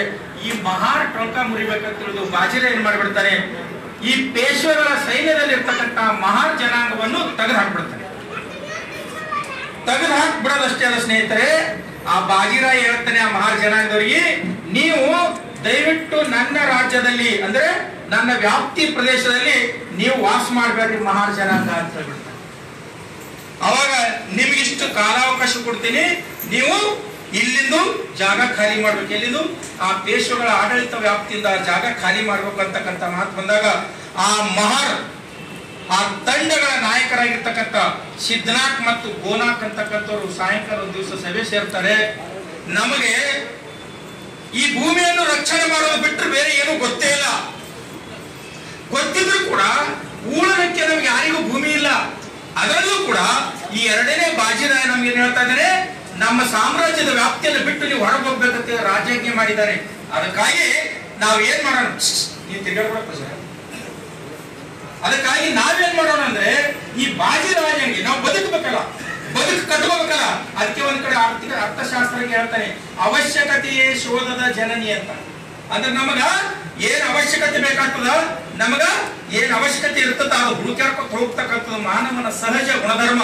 ಅವಾಗ ಸಿದ್ಧನಾಥ್ ಮತ್ತು ಗುನಾಕ್ ಅವ್ರು ಏನ್ ಮಾಡ್ಬಿಡ್ತಾರೆ ಅಂದ್ರೆ, ಎಲ್ಲ ಲಾಸ್ಟ್ ಒಂದು ಸಾರಿ ಇಲ್ಲ ನಾವು ಬ್ರಿಟಿಷ್ ಸೈನ್ಯದಲ್ಲಿ ಸೇರೋಣ ಅಥವಾ ಬೇರೆ ಪ್ರಾಂತದಲ್ಲಿ ನಾವು ಸೈನ್ಯದಲ್ಲಿ ಸೇರೋಣ ಅಂದಾಗ ಇಲ್ಲಿಲ್ಲ, ಬೇಡ, ನಾವು ಈ ಮನೆಯಲ್ಲಿ ಹುಟ್ಟಿರ್ತಕ್ಕಂಥವ್ರು, ನಾವು ಈ ರಾಜ್ಯ ಈ ನಾಡು ಕಟ್ಟಿರ್ತಕ್ಕಂಥವ್ರು. ಮರಾಠ ಅಂದ್ರೆ ಮಹಾರಾಷ್ಟ್ರ ಅಂದ್ರೆ ಮಹಾರಾಷ್ಟ್ರ, ಇದು ನಮ್ದೇ ರಾಷ್ಟ್ರ ಅದ, ನಮ್ಮ ರಾಷ್ಟ್ರ ಬಿಟ್ಟು ಬೇರೆಯವ್ರಿಗೆ ಯಾಕೆ ನಾವು ಸೇವೆ ಸಲ್ಲಿಸೋಣ ಅಂದಾಗ ಸರಿ ಸಿದ್ಧನಾಥ ಮತ್ತು ಗೋನಾಕ್ ಇಬ್ರು ಕಲ್ತು ಬಿಟ್ಟು ಏನ್ ಮಾಡ್ಬಿಡ್ತಾರೆ ಅಂದ್ರೆ 2ನೇ ಬಾಜಿರಾಯನ ಹತ್ರ ಹೋಗ್ತಾರೆ. ಆದ್ರೆ ದ್ವಾರಪಾಲಕ ಬಿಡಂಗಿಲ್ಲ. ಇಲ್ಲಿಲ್ಲ, ನಿಮ್ಗೆ ಬಿಡಬಾರ್ದು ಅಷ್ಟೇ ಅಲ್ಲ, ಈ ರಾಜ್ಯದಿಂದ ನಿಮ್ಮನ್ನೆಲ್ಲ ಕೆಲವೇ ದಿನದಲ್ಲಿ ಬಹಿಷ್ಕಾರ ಹಾಕ್ತಾರ, ನೀವು ಒಳಗ್ ಬಿಡಂಗಿಲ್ಲ ಅಂದಾಗೆ, ನೋಡಪ್ಪ ನಾನು ಒಬ್ಬ ಯೋಧನಿದ್ದೇನೆ, ಈ ಸಂಸ್ಥಾನಕ್ಕೆ, ಈ ಮಣ್ಣಿಗೆ, ಈ ಭೂಮಿಗಾಗಿ ನಾನು ತನೋಮನ ಕೊಟ್ಟಿರ್ತಕ್ಕಂಥ ವ್ಯಕ್ತಿ, ನನ್ನ ರಕ್ತವನ್ನೇ ಕೊಟ್ಟಿರ್ತಕ್ಕಂಥವ್ರು. ನಮಗೊಂದು ಸಾರಿ ಬಾಜಿರಾಯ ಮಹಾರಾಜರ ಪೇಶ್ವರ್ ಭೇಟಿ ಅವಕಾಶ ಕೊಡೋದ್ರೆ ಪಾಪ ದ್ವಾರಪಾಲಕ ಬಿಡ್ಬಿಡ್ತಾನೆ. ಒಳಗ್ ಹೋಗತ್ತಾನ ಐಷಾರಾಮಿ ಈ ಬಾಜಿರಾಯ ಕುಂತಿರ್ತಾನೆ. ಅವಾಗ ಹೋಗಿ ಇವ್ರು ಹೋಗಿ ಜೋಹರ್ ಮಹಾಬಾಬ್ ನಮಸ್ಕಾರ ಮಾಡ್ತಾರೆ. ಸಿದ್ಧನಾಥ ಮತ್ತು ಗೋನಾಕ್ ನಮಸ್ಕಾರ ಮಾಡಿ, ಏನು ನಿಮ್ಗೆ ಯಾರು ಒಳಗ್ ಬಿಟ್ರು, ನಿಮ್ಗೆ ಏನ್ ಹೇಳಿ, ನಾನು ಕೆಲವೇ ದಿವಸದಲ್ಲಿ ರಾಜ್ಯ ಬಿಟ್ಟು ಹೋಗ್ಬೇಕಂತ ಹೇಳಿನಿ, ಮತ್ತೆ ನೀವು ನನ್ನ ಸಮ್ಮುಖದಲ್ಲಿ ಬಂದಿರಿ, ನಿಮಗೆ ಒಳಗೆ ಯಾರು ಬಿಟ್ರ ಅಂತಾರ. ಇಲ್ಲ ಮಹಾರಾಜರೇ, ಇಲ್ಲ ಪೇಶ್ವ ಮಹಾರಾಜರೇ, ನಾವು ಕೊನೆಯದಾಗಿ ನಿಮ್ಗೆ ಮನವಿ ಸಲ್ಲಿಸಲು ಬಂದಿದ್ವಿ. ಏನಂದ್ರ ಈ ಭೂಮಿಗಾಗಿ, ಈ ಈ ಮಹಾರಾಷ್ಟ್ರ ಮಣ್ಣಿಗಾಗಿ, ಈ ಜನರಿಗಾಗಿ ನಮ್ಮ ಪುರೋಹಿತ, ನಮ್ಮ ಪುರುಖೋ ಅಂದ್ರೆ ನಮ್ಮ ಹಿರಿಯರೆಲ್ಲರೂ ಕೂಡ ಇದೇ ಮಣ್ಣಿಗಾಗಿ ಮಣ್ಣಾಗಿದ್ದಾರೆ. ನಾವು ಕೂಡ ಈ ಮಣ್ಣಿಗಾಗಿ ಸಂರಕ್ಷಣೆ ಮಾಡಲಿಕ್ಕೆ ಹುಟ್ಟಿರ್ತಕ್ಕಂಥವ್ರು. ನಾವು ಕಂಕಣ ಭದ್ರಾಕೊತ್ತೀವಿ, ನಿಮ್ಮ ಆಜ್ಞೆಯನ್ನು ಶಿರಸಾ ಪಾಲಿಸ್ತೀವಿ, ನಮಗೆ ಈ ರಾಜ್ಯದಲ್ಲಿ ಇರ್ಲಿಕ್ಕೆ ಅವಕಾಶ ಕೊಡ್ರಿ, ನಮ್ಗೆ ಸೈನ್ಯದಲ್ಲಿ ಪುನಃ ಸೇರಿಸ್ಕೊಡ್ರಿ ಅಂದಾಗ ಅವಾಗ ಬಾಜಿರಾವ್ ಏನ್ ಹೇಳ್ತಾನೆ ಗೊತ್ತಾ ಸ್ನೇಹಿತರೆ? ರೇ ಸಿದ್ಧನಾಥ್, ಸೂಜಿಯ ಮನೆಯಷ್ಟು ಕೂಡ ಜಾಗ ನೀನು ಕೊಡಂಗಿಲ್ಲ ಅಂತಕ್ಕಂಥ ಮಾತಾಡ್ತೀನಿ. ಸೂಜಿ ಮನೆಯಷ್ಟು ನಿನ್ಗೆ ಜಾಗ ಕೊಡಂಗಿಲ್ಲ, ಕೂಡಲೇ ನೀವು ಈ ನನ್ನ ರಾಜ್ಯವನ್ನು ಬಿಟ್ಟು ನೀವು ಬೇರೆ ರಾಜ್ಯಕ್ಕೆ ಹೋಗ್ಬೇಕು ಅಂತಕ್ಕಂಥ ಆಜ್ಞೆ ಹೊರಡಿಸಿದಾಗೆ ಅವಾಗ ಬಂದ ದಾರಿಗೆ ಸುಂಕ ಇಲ್ಲ ಅಂದಾಗ ಸಿದ್ಧನಾಥ ಮತ್ತು ಗಣನಾಥ ಅವ್ರ ತಂಡ ವಾಪಸ್ ಬರ್ತದೆ. ಆ ವಾಪಸ್ ಹೋಗೋ ಟೈಮಲ್ಲಿ ಆಜ್ಞೆ ಮಾಡ್ತಾರೆ, ಈ ಮಹಾರ್ ಮುಂಡೆವು, ಈ ಮಹಾರ್ ಜನಾಂಗ ನಿಂತಿರ್ತಕ್ಕಂಥ ಸ್ಥಳಕ್ಕ ಆಕಳು ಉಚ್ಚಿ ಅಥವಾ ಆಕಳು ಘಾತಾಲಿ ತೊಳೆರಿ ಅಂತ ಹೇಳ್ತಕ್ಕಂಥ ಮಾತನ್ನು ಆ ಎರಡನೇ ಬಾಜಿರ ಹೇಳ್ತೇನೆ. ಅಷ್ಟೇ ಅಲ್ಲ, ಆಜ್ಞೆ ಮಾಡ್ತಾನೆ, ಈ ಮಹಾರ್ ಜನಾಂಗನು ಒಳಗ್ ಬಿಟ್ಟಿರ್ತಕ್ಕಂಥ ಯಾವನದನ ಕಾರ್ಯದಾಗೆ ಅವನಿಗೆ ಮರಣ ದಂಡನೆಯನ್ನು ಕೊಡಿಸ್ಬಿಡ್ತಾನೆ. ಇದರ ಅರ್ಥ ಆ ಎರಡನೇ ಬಾಜಿರ ಬ್ರಾಹ್ಮಣ ಅಥವಾ ವೈದಿಕಶಾಹಿಯ ಮನೋವೃತ್ತಿ ಇರ್ತಕ್ಕಂಥ ಮನುವಾದಿಯ ಮನಸ್ಥಿತಿ ಎಷ್ಟು ವಿಕೃತಿರ್ಬೇಕು ಅರ್ಥ ಮಾಡ್ಕೊಳ್ಳಿ. ಸೂಜಿ ಮನೆಯಟ್ಟು ಜಾಗ ಕೊಡಲ್ಲ, ನಿಂತಿರ್ತಕ್ಕಂಥ ಜಾಗ ಆಕಳು ಭಾತಲ್ಲಿ ತೊಳೆದ್ಬಿಟ್ಟು. ಅಷ್ಟೇ ಅಲ್ಲ, ಅಪೀಲ್ ಕೊಡ್ಲಿಕ್ಕ ಮನವಿ ಸಲ್ಲಿಸಲು ಬಂದಿರ್ತಕ್ಕಂಥ ಮಹಾರ್ ಜನಾಂಗದ ಬಿಟ್ಟಿರ್ತಕ್ಕಂಥ ದ್ವಾರಪಾಲಕರಿಗೆ ಶಿರಚ್ಛೇದ ಮಾಡೋದು. ಎಷ್ಟು ಕ್ರೂರಿ ಇದ್ದೀರಿ ಅರ್ಥ ಮಾಡ್ಕೊಳ್ಳೋದು ಸ್ನೇಹಿತರೆ. ಸೊ ಇದಷ್ಟೇ ಅಲ್ಲ, ಇದಾದ ನಂತರ ಸಿದ್ಧನಾಥ್ ಮತ್ತು ಗೋನಾಕ್ ಅವರು FF ಸ್ಟಂಟನ್ ಅಂತಕ್ಕಂಥ ಬ್ರಿಟಿಷ್ ಮತ್ತು ಗವರ್ನರ್ ಅವನ್ನ ಭೇಟಿ ಆಗ್ತಾರೆ, ದಂಡ ನಾಯಕರಿಗೆ ಭೇಟಿ ಆಗ್ತಾರೆ, ಅವರಲ್ಲಿ ಹೋಗ್ತಾರೆ. ಇಲ್ಲಿ ಒಂದು ವಿಚಾರ ಮಾಡ್ಬೇಕು, ಇಷ್ಟು ಕ್ರೂರತನ ನಡ್ಕೊಂಡಿರ್ತಕ್ಕಂಥ ವ್ಯಕ್ತಿ ಆಡಳಿತದಲ್ಲಿ ಈ ಹೊಲೆರು, ಮಾದರು, ಡಾರು, ಸಮಗಾರು, ಚಮಾರಿ ಇವ್ರ ಗತಿ ಹೇಗಿತ್ತು, ಪರಿಸ್ಥಿತಿ ಹೇಗಿತ್ತು? ನಿಮ್ಮಂಗೆ ನಮ್ಮಂಗೆ ಒಳ್ಳೆ ಬಟ್ಟೆ ಹಾಕೊಂಡ್ ತಿರುಗಾಡ್ತಿರು, ಬೂಟ್ ಹಾಕೊಂಡ್ ತಿರುಗಾಡ್ತಿರು, ಅಥವಾ ಒಳ್ಳೊಳ್ಳೆ ಸೀರೆ ಹಾಕೊಂಡ್ ತಿರುಗಾಡ್ತಿರು? ಇಲ್ಲ. ಹೆಂಗಿತ್ತು ಅನ್ನೋದು ಸ್ನೇಹಿತರೆ ನೀವೆಲ್ಲರೂ ಕೂಡ ಅರ್ಥ ಮಾಡ್ಕೊ. ಎಷ್ಟು ಕ್ರೂರವಾಗಿತ್ತು ಅವ್ರದಂದ್ರೆ, ಪ್ರಪ್ರಥಮವಾಗಿ ವಿದ್ಯಂನ ಅರತಿ ಅಂದ್ರೆ ಇವರಿಗೆ ಸಾಲಿ ಸರಿನೇ ಬರಬಿಡುತ್ತಿಲ್ಲ ಒಂದು. ಎರಡನೇದಾಗಿ ಅವರ ಕಾಲದಲ್ಲಿ ಅಂದ್ರೆ ಪೇಶ್ವೆಗಳ ಕಾಲದಲ್ಲಿ, ಅದ್ರ ವಿಶೇಷವಾಗಿ ಎರಡನೇ ಬಾಜಿರಾಯನ ಕಾಲದಲ್ಲಿ ಮಹಾರ್ ಮಾಂಗ್ ಜನಾಂಗದವರು ಹೊಸ ಬಟ್ಟೆ ಉಡುವಂಗಿದ್ದಿಲ್ಲ. ಮತ್ತೆ ಏನ್ ಬಟ್ಟೆ ಉಡ್ತಾರೆ ಅಂದ್ರೆ, ಸತ್ತ ಹೆಣದ ಮೇಲೆ ಒಕ್ಕಟ್ಟಿರ್ತಾರಲ್ಲ ಬಟ್ಟೆಗಳು, ಆ ಬಟ್ಟೆಗಳೆಲ್ಲ ತಂದು ದಿಂಡು ಹಾಕಿ ಉಟ್ಕೋಬೇಕಾಗಿತ್ತು. ಯಾರು? ಮಹಾರ್ ಮತ್ತು ಮಾಂಗ್, ಹಳೆಯರು ಮತ್ತು ಮಾದರಿ ಜನಾಂಗ. ಅಷ್ಟೇ ಅಲ್ಲ, ಇವರು ಗಡಿಗೆಗಳಲ್ಲಿ ಅನ್ನ ಮಾಡಂಗಿಲ್ಲ, ಗಡಿಗೆಗಳಲ್ಲಿ ಬಿಸಿಯನ್ನ ಮಾಡಂಗಿಲ್ಲ. ಮತ್ತೆ ಎದರಾಗ ಅವ್ರು ನೀಡಿರ್ತಕ್ಕಂಥದ್ದು, ಮೇಲ್ವರ್ಗದವ್ರು ನೀಡಿರ್ತಕ್ಕಂಥ ಅನ್ನವನ್ನು ತಂದು ಕುದಿಸ್ಕೊಂಡು ತಿನ್ಬೇಕು. ಅದು ಹೆಂಗಂದ್ರೆ, ಸತ್ತ ಹೆಣದ ಬಳಿ ಗಡಿಗೆ ಒಕ್ಕಟ್ಟಿರ್ತಾರ, ಆ ಗಡಿಗೆ ಒಂದೊಂದು ಅರ್ಧನೆ ಹೊಡೆದಿರ್ತಾವ. ಅಂತ ಗಡಿಗೆ ತಂದು ಜೋಪಾನ ಮಾಡಿ 4-5 ಮನಿ ನಡಬಾರಕ್ ಒಂದೊಂದು ಗಡಿಗೆ ಇಟ್ಕೊಂಡು ಅವ್ರು ಭಿಕ್ಷೆ ಕೊಟ್ಟಿರ್ತಕ್ಕಂಥ ಅಥವಾ ತಳವಾರಿಕೆ ಅಂತ ತಗೊಂಡ್ ಬರ್ತಿರೋವಾಗ, ಅಣಸೋದು ಕೊಣಸೋದು ಬಹುಶಃ ನಿಮಗೆ ಎಲ್ಲರೂ ಯಾರಿಗಾದ್ರೂ ನೆನಪು ತಳವಾರಿಕೆ ಅಂತ, ಅವೆಲ್ಲ ತಂದು ಕುದಿಸ್ಕೊಳ್ಳೋ ಸಲುವಾಗಿ ಬೋಕಿಯಲ್ಲಿ ಅಡಿಗೆ ಮಾಡ್ಕೋಬೇಕಾಗಿತ್ತು. ಇವರು ಬಟ್ಟೆ ಉಡುವಂಗಿಲ್ಲ, ಹೊಸ ಬಟ್ಟೆ ಬೋಕಿಯಲ್ಲಿ ಉಣಬೇಕು. ಅಷ್ಟೇ ಅಲ್ಲದೆ ಇವರೆಲ್ಲರೂ ಯಾರು ಕೂಡ ಪಕ್ಕ ಮನೆಯಲ್ಲಿ ಇರಬಾರ್ದು, ಇವ್ರು ಝೋಪಡಿ ಹಾಕೊಂಡೇ ಇರಬೇಕು. ಅಂದ್ರೆ ಅವ್ರಿಗೆ ಯಾವಾಗ ಬೇಕು ಅವ್ರ ಮಾತು ಯಾವಾಗ ಕೇಳಂಗಿಲ್ಲ. ಇವ್ರು ಹೊಲೆಯರು ಮಾದ್ರು ಅವ್ರಿಗೆ ಇವ್ರು ಝೋಪಡಿಗೆಲ್ಲ ಬೆಂಕಿ ಹಚ್ಚಿ ಬಿಡ್ತಿದ್ರು, ಝೋಪಡಿಯಲ್ಲೇ ಇರಬೇಕು. ಅದಷ್ಟೇ ಅಲ್ಲದೆ ಇವ್ರು ಯಾವುದೇ ಖರೀದಿ ಮಾಡೋಂಗಿದ್ದಿದ್ದಿಲ್ಲ, ಹಾಲು ತುಪ್ಪ ತಿನ್ನುವಂಗಿದ್ದಿದ್ದಿಲ್ಲ. ಅದಷ್ಟೇ ಅಲ್ಲ, ಇನ್ನೊಂದು ಕ್ರೂರವಾಗಿರ್ತಕ್ಕಂಥ ಸನ್ನಿವೇಶ ಇವರು ಸೃಷ್ಟಿ ಮಾಡ್ಕೊಂಡಿದ್ರು. ಆದೇಶ ಏನಂದ್ರೆ, ಮತ್ ಇವರೆಲ್ಲ ಹೊಲೆಯರು ಮಾದ್ರು ಮಾರೆಲ್ಲ ಹೊರಗಿದ್ ಮೂಲಕ ಅವ್ರ ಮನೆ ಕಟ್ಟಿಗೆ ಯಾರು ಹೊಡಿತಿದ್ರು, ಅವ್ರ ಮನಿ ಯಾರು ಸಾರಿಸ್ತಿದ್ರು, ಅವ್ರ ಹೆಂಡಿ ಕಸ ಯಾರು ಮಾಡ್ತಿದ್ರು, ಇವರೇ ಮಾಡ್ತಿದ್ರು. ಆದ್ರೆ ಯಾವಾಗ ಹೋಗ್ಬೇಕು ಇವ್ರು ಊರಾಗ? ಮಧ್ಯಾಹ್ನ 12 ಗಂಟೆಗೆ ಇವರು ಊರು ಪ್ರವೇಶ ಮಾಡ್ಬೇಕಾಗಿತ್ತು. ಯಾಕೆ ಮಧ್ಯಾಹ್ನ 12 ಗಂಟೆ ಹೋಗ್ಬೇಕಂದ್ರೆ, ನೀವು ನೋಡ್ರಿ, ಕಡಿ ಮಧ್ಯಾಹ್ನ ಕರಿತೀವಿ ನಾವು. ಮಧ್ಯಾಹ್ನ 12 ಗಂಟೆಗೆ ನಮ್ಮ ನೆರಳು ನಮ್ಮ ಕಾಲಾಗೆ ಇರ್ತದೆ, ಎಲ್ಲೂ ಇರಂಗಿಲ್ಲ. ನಮ್ಮ ನೆರಳು ನಮ್ಮ ಕಾಲಾಗೆ ಇರ್ತದೆ, ಎಲ್ಲೂ ಇರಂಗಿಲ್ಲ. ಕೆಲಸ ಮಾಡಿ ವಾಪಸ್ ಬರೋ ಟೈಮ್ನಲ್ಲಿ ನೆರಳು ಸ್ವಲ್ಪ ಹಿಂದೆ ಮುಂದೆ ಆಗಿರ್ತದ. ಆ ನೆರಳು ಕೂಡ ಜನರಿಗೆ ಸೋಕಬಾರದು ಅಂತಕ್ಕಂಥ ದೃಷ್ಟಿಕೋನ ಇಟ್ಕೊಂಡು ಆ ನಮ್ಮ ಜನರಿಗೆ ಅಂದ್ರೆ ಅವ್ರ ಮನೆ ಕಟ್ಟಿಗೆ ಹೊಡಿಲಿಕ್ಕೆ ಹೋಗ್ತಕ್ಕಂಥವ್ರಿಗೆ, ಅವ್ರ ಮನೆ ಸಾಸಕ್ಕೆ ಹೋಗಿರ್ತಕ್ಕಂಥವ್ರಿಗೆ ಅವ್ರಿಗೆ ಏನ್ ಮಾಡ್ತಾ ಇದಾರೆ ಅಂದ್ರೆ, ಬೆನ್ನಿ ಒಂದು ಬಾಯಿಗೆ ಕಟ್ಕೊಂಡು ಹೋಗ್ಬೇಕಾಗಿತ್ತು. ಸೀನ್ ಬಂತು, ಉಗುಳು ಬಂತು ಅಂದ್ರೆ ಏನ್ ಮಾಡ್ಬೇಕು ಅಂದ್ರೆ, ಎಲ್ಲೂ ನೆಲದ ಮೇಲೆ ಉಗುಳಂಗಿಲ್ಲ, ಬಳ್ಳಾಗ ಒಂದು ಮೆಗಿ ಕಟ್ಕೋಬೇಕಾಗಿತ್ತು. ಮೆಗಿ ಕಟ್ಕೊಂಡು ಆ ಮೆಗೆಗೆ ಉಗುಳ್ಬೇಕು, ಅವ್ರು ಆ ಮೆಗೆಗೆ ಉಗುಳ್ಬೇಕು. ತಾನು ನಡ್ಕೊಂಡು ಹೋಗಿರ್ತಕ್ಕಂಥ ಹೆಜ್ಜೆ ಕಳಿಸ್ಬೇಕಾದ್ರೆ ಹಿಂದ ಮುಳ್ಳಿನ ಬಾಯಿಗೆ ಕಟ್ಕೊಂಡು ಓಡಾಡಬೇಕಾಗಿತ್ತು. ಹಂಗಾದ್ರೂ ಕೂಡ ಇಷ್ಟೆಲ್ಲ ಸಂದಿಗ್ಧ ಪರಿಸ್ಥಿತಿ, ಇಷ್ಟೆಲ್ಲ ಕಟ್ಟಳೆ ತಂದ್ರು ಕೂಡ ಒಂದು ವೇಳೆ ಯಾರ್ದೋ ಒಬ್ಬ ಗೌಡನ ಕುಲಕರ್ಣಿ ಮನೆಗೆ ಹೆಂಡಿ ಕಸ ಮಾಡಿ ನಮ್ಮ ಹೆಣ್ಮಗಳು ಅಥವಾ ನಮ್ಮ ಗಂಡಸ್ ಮಗ ಯಾರು ವಾಪಸ್ ಬರೋ ಟೈಮ್ನಲ್ಲಿ ಎದುರು ಯಾವನಾದ್ರೂ ಬ್ರಾಹ್ಮಣ ಕ್ಷತ್ರಿಯ ವೈಶ್ಯ ಬಂದನು ಅಂದ್ರೆ ಹೆಂಗ ಪರಿಸ್ಥಿತಿ ಇರ್ತೈತೆ ಅರ್ಥ ಮಾಡ್ಕೊರಿ.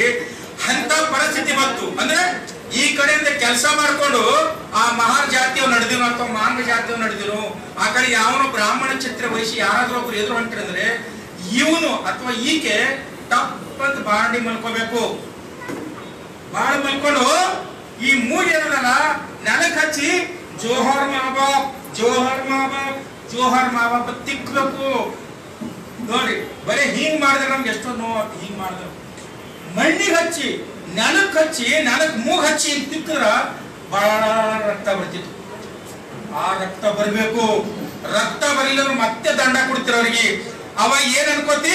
ಜೋಹಾರ್ ಮಾ ಬಾಪ್, ಜೋಹಾರ್ ಮಾ ಬಾಪ್ ಅಂದ್ರೆ ಕ್ಷಮಿಸಿ ನಮ್ಮಪ್ಪ, ಕ್ಷಮಿಸಿ ನಮ್ಮಪ್ಪ, ದಯವಿಟ್ಟು ಕ್ಷಮಿಸಿ ನಮ್ಮಪ್ಪ ಅಂತ ಹೇಳಿ ಅವ್ರು ಹೋಗತ್ತಾನೆ ತಿಕ್ಕೇಬೇಕು. ಅವ ಬೇಕಂತ ಸಾವಕಾಶ ನೋಡಿದ್ರ ನೀ ಹಂಗೆ ತಿಕ್ತಾ ಇರ್ಬೇಕು. ಇದು ಮರುದಿವಸ ಎಲ್ಲರೂ ನೋಡಿರ್ತಕ್ಕಂಥವ್ರು ಅಂದ್ರ ಆ ಹೊಲಿಗೇರಿ ಮಾದಿರಗೇರಿಯಲ್ಲಿ ನೋಡಿರ್ತಕ್ಕಂಥ ಜನ ಅಂತರು, ಈ ಮಗ ನಿನ್ನೆ ಊರಾಗ ಕುಲಕರ್ಣರ ಮನೆಗೆ ಕೆಲಸ ಮಾಡಕ್ ಹೋಗಾಗ ಎದುರು ಯಾರೋ ಬಂದವ್ರು ದೊಡ್ಡವರು ಬಾಬೋರು, ಅದಕ್ಕೆ ಮಗ ಜೋಹಾರ್ ಬಾಬಾ ಜೋಹಾರ್ ಮಾಬಾ ಬಂದ. ಅದಕ್ಕೆ ಹಂಗೆ ಇಷ್ಟು ವಿಕೃತವಾಗಿ ನಮ್ಮ ಜನಾಂಗವನ್ನು ಅವರು ನಡೆಸ್ಕೊಳ್ತಾ ಇದ್ರು. ಅಷ್ಟೇ ಅಲ್ಲ, ನಮ್ಮ ಜನಾಂಗದ ಕೇರಿಗಳು ನೋಡ್ರಿ ಇನ್ನೊಂದು ಏನ್ ಮಾಡಿ ಅಂದ್ರೆ ಅವ್ರು ಯಾವಾಗಲೂ ಹೊಲಿಗೇರಿ ಮತ್ತು ಮಾದರಿಗೇರಿ ದಕ್ಷಿಣಾಭಿಮುಖವಾಗಿ ಇರಬೇಕು.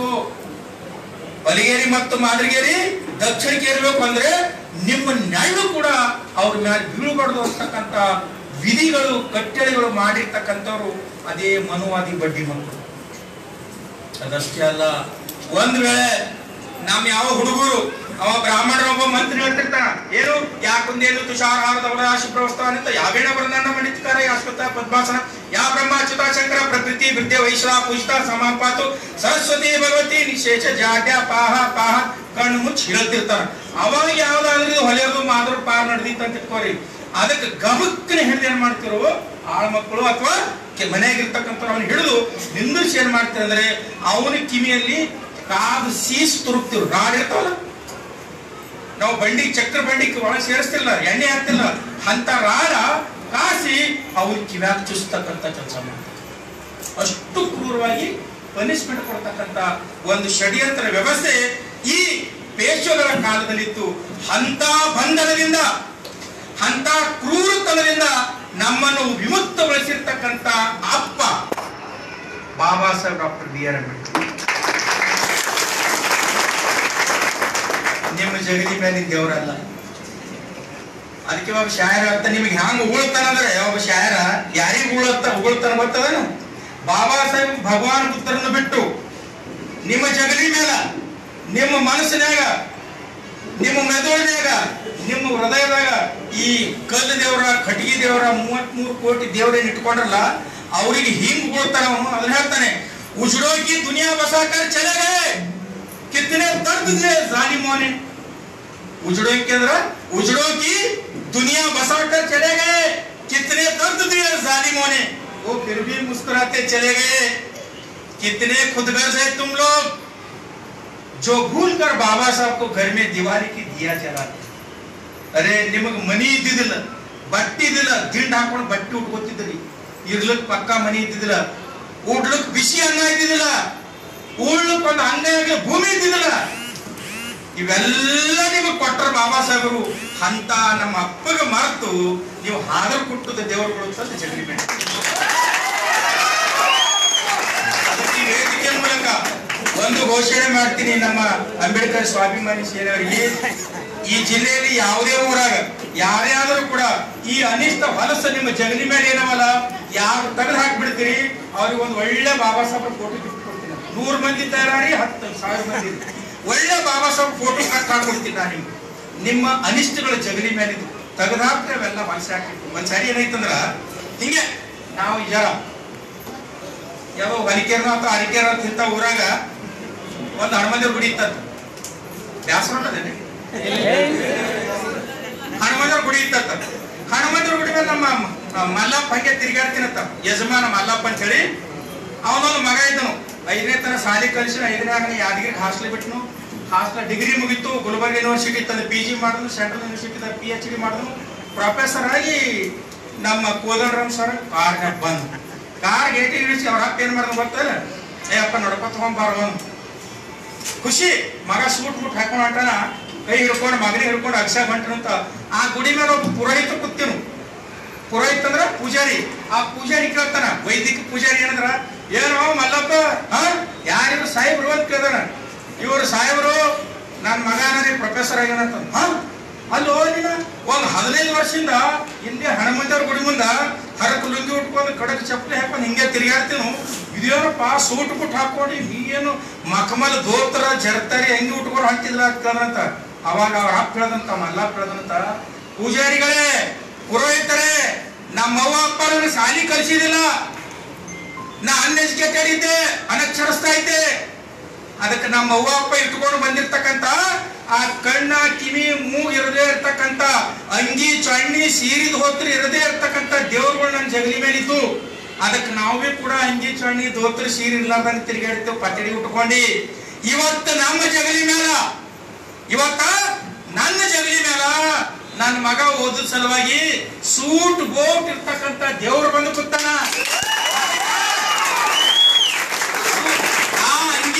ದೋತ್ರ ಇಲ್ಲಾರ ದೇವ್ರೆಲ್ಲ ತಿಪ್ಪಿ ಒಗಾಟಿವಿ, ಸೂಟ್ ಬೂಟ್ ಇಂದ ದೇವ್ರ ಜಗಲಿ ಮೇಲೆ ಬಂದಾನ. ಅದಕ್ಕೆ ಪುರೋಹಿತರೆ ನಾವೆಲ್ಲ ಸೂಟ್ ಬೂಟ್ ಹಾಕೊಂಡು ತಿರುಗಾಡ್ಲತ್ತೀವಿ. ಈಗಲೂ ಕೂಡ ನಿಮ್ಗೆ ಅರ್ಥ ಆಗಿಲ್ಲ ನನ್ನ ಏನ್ ಹೇಳಿ. ಆ ಪತಡಿ ಹಾಕೊಂಡು ಕಲ್ಲಿನ ದೇವ್ರ ಕಟ್ಟಿಗೆ ದೇವ್ರ ಹೋಗಿ ತಿಪ್ಪಿ ಒಗಾಟಿ ಸೂಟ್ ಬೂಟ್ ಇರ್ತಕ್ಕಂಥ ದೇವರ ಜಗಲಿ ಮೇಲೆ ಇಡ್ರಿ ಅಂತಕ್ಕಂಥ ಮಾತನ್ನು ನಿಮ್ಮ ಗಮನಕ್ಕೆ ತರ್ತಾ ಸ್ನೇಹಿತರೆ, ಈ ಬಾಜಿರಾಯ ಪೇಶ್ವರ ಕಾಲಘಟ್ಟದಲ್ಲಿ ಇರ್ತಕ್ಕಂಥ ಈ ಒಂದು ಅಂಶ, ಇವರಿಷ್ಟು ಇಷ್ಟು ಕ್ರೂರತನ ಕೊಡ್ತಾ ಇದ್ದರು, ಇವರಿಷ್ಟು ತೊಂದರೆ ಕೊಡ್ತಾ ಇದ್ರು ಮಹಾರಿಗೆ. ಮತ್ತೆ ಅವ್ರು ಮುಂದೆ ಬದುಕಿ ಮಾಡ್ತಾರೆ. ಎಲ್ಲಿ ಹೋದ್ರ ಅವ್ರು ಸಿದ್ಧನಾಕ, ಎಲ್ಲಿ ಹೋದ್ರ ಗೋನಾಕ. ಆ ಸಿದ್ಧನಾಕ ಮತ್ತು ರಾಯನಾಕ ಏನ್ ಮಾಡ್ತಾರೆ ಅಂದ್ರೆ ಬದುಕಬೇಕಲ್ಲ ಸ್ನೇಹಿತರೆ, ಬದುಕಬೇಕಲ್ಲ. ಅವಾಗ ಏನ್ ಮಾಡ್ತಾರೆ ಸಿದ್ಧನಾಕ ಮತ್ತು ರಾಯನಾಕ, ನಾವಿಷ್ಟು ವಿಲಿ ಬೆಳೆದ್ರು ಕೂಡ ಈ ಭೂಮಿಗಾಗಿ ನಾವು ರಕ್ತ ಕೊಡೋಕು ಸಿದ್ಧ ಇದ್ದೀವಿ ಅಂದ್ರೂ ಕೂಡ ಈ ಭಂಡ ಬಾಜಿರಾಯ ನಮ್ಗೆ ಅವಕಾಶ ಕೊಡ್ತಾ ಇಲ್ಲ. ನಾವು ಬದುಕಬೇಕಾದ್ರೆ ಹೋಗಿ ಬ್ರಿಟಿಷ್ ಕಮಾಂಡೆಂಟ್ ಆಗಿರ್ತಕ್ಕಂಥ ಸ್ಟಂಟನ್ ಅಂತಕ್ಕಂಥ ಭೇಟಿ ಆಗ್ತಾರೆ. ನಾವೆಲ್ಲ ಇಷ್ಟು ವಂಶ ಪರಂಪರಾಗತವಾಗಿ ಈ ನಾಡಿಗಾಗಿ ದೇಶಕ್ಕಾಗಿ ರಕ್ತ ಸವಿಸಿರ್ತಕ್ಕಂಥವ್ರು ನಾವು, ನಮಗ್ ಸೈನ್ಯದಲ್ಲಿ ಭರ್ತಿ ಮಾಡ್ಕೊ ಅಂದಾಗ ಇಮಿಡಿಯೇಟ್ ಆಗಿ ಎಲ್ಲಾ ಮಹಾಜನರಿಗೆ ಭರ್ತಿ ಮಾಡ್ಕೊಂಡ್ಬಿಡ್ತಾರೆ. ಆ ಮಿಲಿಟರಿ ಹೆಸರು ಬೊಂಬೈ ನೇಟಿವ್ ಇನ್ಫೆಂಟ್ರಿ ಅಂತ ಕರೀತಾರೆ. ಆ ಮಿಲಿಟರಿ ಹೆಸರ ಬೊಂಬೈ ನೇಟಿವ್ ಇನ್ಫೆಂಟ್ರಿ ರೆಜಿಮೆಂಟ್ ಅಂತ ಕರೀತಾರೆ. ಅದ್ರೊಳಗೆ ಇವರನ್ನು ದಾಖಲು ಮಾಡ್ಕೊತಾರೆ. ಮುಂದೆ ಏನಾಗ್ತದೆ ಸ್ನೇಹಿತರಂದ್ರೆ, ಮಹಾ ಸೈನಿಕರೆಲ್ಲ ಹೋಗ್ಬಿಟ್ರು, ವೀರ ಯೋಧರು. 2ನೇ ಬಾಜಿರಾಯ ಬ್ರಿಟಿಷರೊಡನೆ ಕಾಲ ಕೆದಲು ಸ್ಟಾರ್ಟ್ ಮಾಡಿಬಿಡ್ತಾರೆ. ಕಾಲ ಕೆದಲು ಸ್ಟಾರ್ಟ್ ಮಾಡಿ ಪುನಾ ನಗರ ಸುತ್ತಮುತ್ತ ಇರ್ತಕ್ಕಂಥ ಪ್ರದೇಶವನ್ನು ಕಬ್ಜಾ ಮಾಡ್ಕೊಂಡು ಸ್ಟಾರ್ಟ್ ಮಾಡಿದಾಗೆ ಅವಾಗ ಈ ಸ್ಟಂಟನ್ ಅಂತಕ್ಕಂಥ ವ್ಯಕ್ತಿ ಏನ್ ಮಾಡ್ತಾನೆ, ಕಮಾಂಡೆಂಟ್, ಇನ್ನು ಮಾತ್ರ ನಾವು ಸುಮ್ಮನಿದ್ರೆ ನಮ್ಮನ್ನ ಅಟ್ಟಾಡಿಸ್ಕೊಂಡು ಈ ಬಾಜಿರಾಯ ಪೇಶ್ವ ಹೊಡೆದು ಬಿಡ್ತಾನೆ, ನಾವ್ ಏನ್ ಮಾಡ್ಬೇಕು ಅಂದಾಗೆ ಗವರ್ನರ್ ಜನರಲ್ಗೂ ಅಥವಾ ಕಮಾಂಡೆಂಟ್ಗೂ ಕೇಳಿದಾಗ ಅವರು ತುರಂತವಾಗಿ ಈ ಬಾಜಿರಾಯ ಪೇಶ್ವನ ಮೇಲೆ ಯುದ್ಧ ಸಾರಿ ಅಂತ ಹೇಳ್ಬಿಡ್ತಾರೆ. ಯುದ್ಧ ಮಾಡ್ಬೇಕು. ಯುದ್ಧ ಮಾಡಕ್ಕೆ ಸೈನಿಕರಿಲ್ಲ. ಎಷ್ಟು ಸೈನಿಕರದಾರ? ಕೇವಲ 500 ಜನ ಮಹಾ ಸೈನಿಕರದಾರ. ನಂತರ 1-2 ತೋಪುಗಳವ ಅಷ್ಟೇ. 500 ಜನ ಸೈನಿಕರು ಇಟ್ಕೊಂಡು ಸ್ಟಂಟನ್ ಸಿದ್ಧನಾಥ್ ಮತ್ತು ರಾಯನಾಕ್ ಕೇಳ್ತಾರೆ, ರಾಯನಾಕ್, ಸಿದ್ಧನಾಥ್, ನಿಮ್ಮ ಶೌರ್ಯವನ್ನು ಪ್ರದರ್ಶನ ಮಾಡತಕ್ಕಂಥ ಕಾಲ ಈಗ ಒದಗಿ ಬಂದಿದೆ. ಶತಮಾನಗಳಿಂದ ನಿಮ್ಮನ್ನು ಶೋಷಣೆಗೆ ಒಳಪಡಿಸಿರ್ತಕ್ಕಂಥ ಆ ಪೇಶ್ವೆಗಳ ಅಟ್ಟಾಡಿಸಿ ಹೊಡಿತಕ್ಕಂಥ, ಅವರಿಗೆ ತಕ್ಕ ಪಾಠ ಕಲಿಸ್ತಕ್ಕಂಥ ಸಮಯ ಈಗ ಬಂದಿದೆ. ಹೆಂಗ್ ಮಾಡ್ತೀರಿ ಅಂತ ಕೇಳಿದಾಗೆ ರಾಯನಾಕ್ ಮತ್ತು ಸಿದ್ಧನಾಥ್ ಹೇಳ್ತಾರೆ, ಸತ್ತರ ರಣರಂಗದಲ್ಲಿ ಹೋರಾಟ ಮಾಡಿ ಸಾಯ್ತೀವಿ, ಹಿಂದಕ್ಕೆ ಸರಿಯಾಗಿಲ್ಲ, ನೀವು ಆದೇಶ ಕೊಡ್ರಿ ಅಂತ ಹೇಳ್ತಾರೆ. 1817 ಡಿಸೆಂಬರ್ 31ನೇ ತಾರೀಕು ದಿವಸ ಫ್ರಾಂಕ್ಲಿನ್ ಸ್ಟಂಟನ್ ಡಿಸ್ಕಸ್ ಮಾಡ್ತಾನೆ. ಸಿದ್ಧನಾಥ್ ರಾಯನಾಕ್ ತಗೊಂಡು ವಿಚಾರ ಮಾಡಿ, ಕೇವಲ 500 ಜನ ಇದ್ದೀರಿ, ಅವ್ರು ಎಷ್ಟೋ ಸಾವಿರಾರು ಜನರದಾರ, ಲಕ್ಷ ಜನರಿರ್ಲಿ. ಆದ್ರೆ ಸಿದ್ಧನಾಥ್ ರಾಯನಾಕ್ ಹೇಳ್ತಾರೆ, ಕ್ಯಾಪ್ಟನ್ ಸಾಬ್, ಲಕ್ಷ ಜನರಿರ್ಲಿ, ಒಬ್ಬೊಬ್ಬ ಹಜಾರ್ ಮಂದಿಗೆ ಬರೋಬ್ಬರ್ 1000 ಮಂದಿಗೆ ಕತ್ತರಿಸಿ ತೆಗಿತಕ್ಕಂತ ರೋಷ ದೇಶ ನಮ್ಮ ಹತ್ರನೇ ತಲೆ ನೀವು ಬರೀ ಆದೇಶ ಮಾಡ್ರಿ ಅಂತ ಹೇಳ್ದೇನೆ ಆ ಫ್ರಾಂಕ್ಲಿನ್ ಸ್ಟಂಟನ್ ನಡಿ ಹೋಗೋಣ ಅಂತ ಶಿರೂರ್ ಪುನಾಲಿಂದ ಸುಮಾರು ಒಂದು 100-150 ಕಿಲೋಮೀಟರ್ ಶಿರೂರಿನಿಂದ ಎಷ್ಟು 20 ಶಿರೂರಿನಿಂದ ರಾತ್ರಿ ಪ್ರಯಾಣ ಬೆಳೆಸ್ತಾರೆ. ಯಾವತ್ತು 1817 ಡಿಸೆಂಬರ್ 31ನೇ ತಾರೀಕು ಊಟ ಗೀಟ ಮಾಡಿ ಬೆಳೆಸ್ತಾರೆ. ಮುಂಜಾನೆ 9 ಆಗತನ ಪುನಾಲಿಂದ 29 ಕಿಲೋಮೀಟರ್ ಕೋರೆಗಾಂವ್ ಅಂತ ಒಂದು ಊರಿದೆ. ಅದು ಬರ್ತಿಲ್ಲ, ಆ ಕೋರೆಗಾಂವ್ ಅಂತ ಒಂದು ಊರಿದೆ. ಆ ಊರಿನ ದಂಡೆ ಪಕ್ಕದಲ್ಲಿ ಹಚ್ಚಾಡಿ ಶಿರೂರ್ಲಿಂದ ಇವ್ರೇನು 500 ಜನ ಮಹಾರಿದ್ರಲ್ಲ ಸ್ಟಂಟನ್ ಅಂತಕ್ಕಂಥ ಕ್ಯಾಪ್ಟನ್ ನೇತೃತ್ವದಲ್ಲಿ ಆ ದಂಡಿ ಬಂದು ಬೆಳಿಗ್ಗೆ 9 ಗಂಟೆಗೆ 7-8 ಗಂಟೆಗೆ ಬಂದು ಇಳಿದು ಬಿಡ್ತಾರೆ. ಅವಾಗ ನೋಡ್ತಾರೆ ಈ ಕಡೆ 20,000 ಕುದುರೆಯಾಳುಗಳು ಅಂದ್ರೆ ಕುದುರೆ ಮೇಲೆ ಇರ್ತಕ್ಕಂಥ ಸೈನಿಕರು, 8,000 ಕಾಲ್ದಳ, 8,000 ಜನ ಕಾಲ್ದಳ ಇರ್ತದೆ.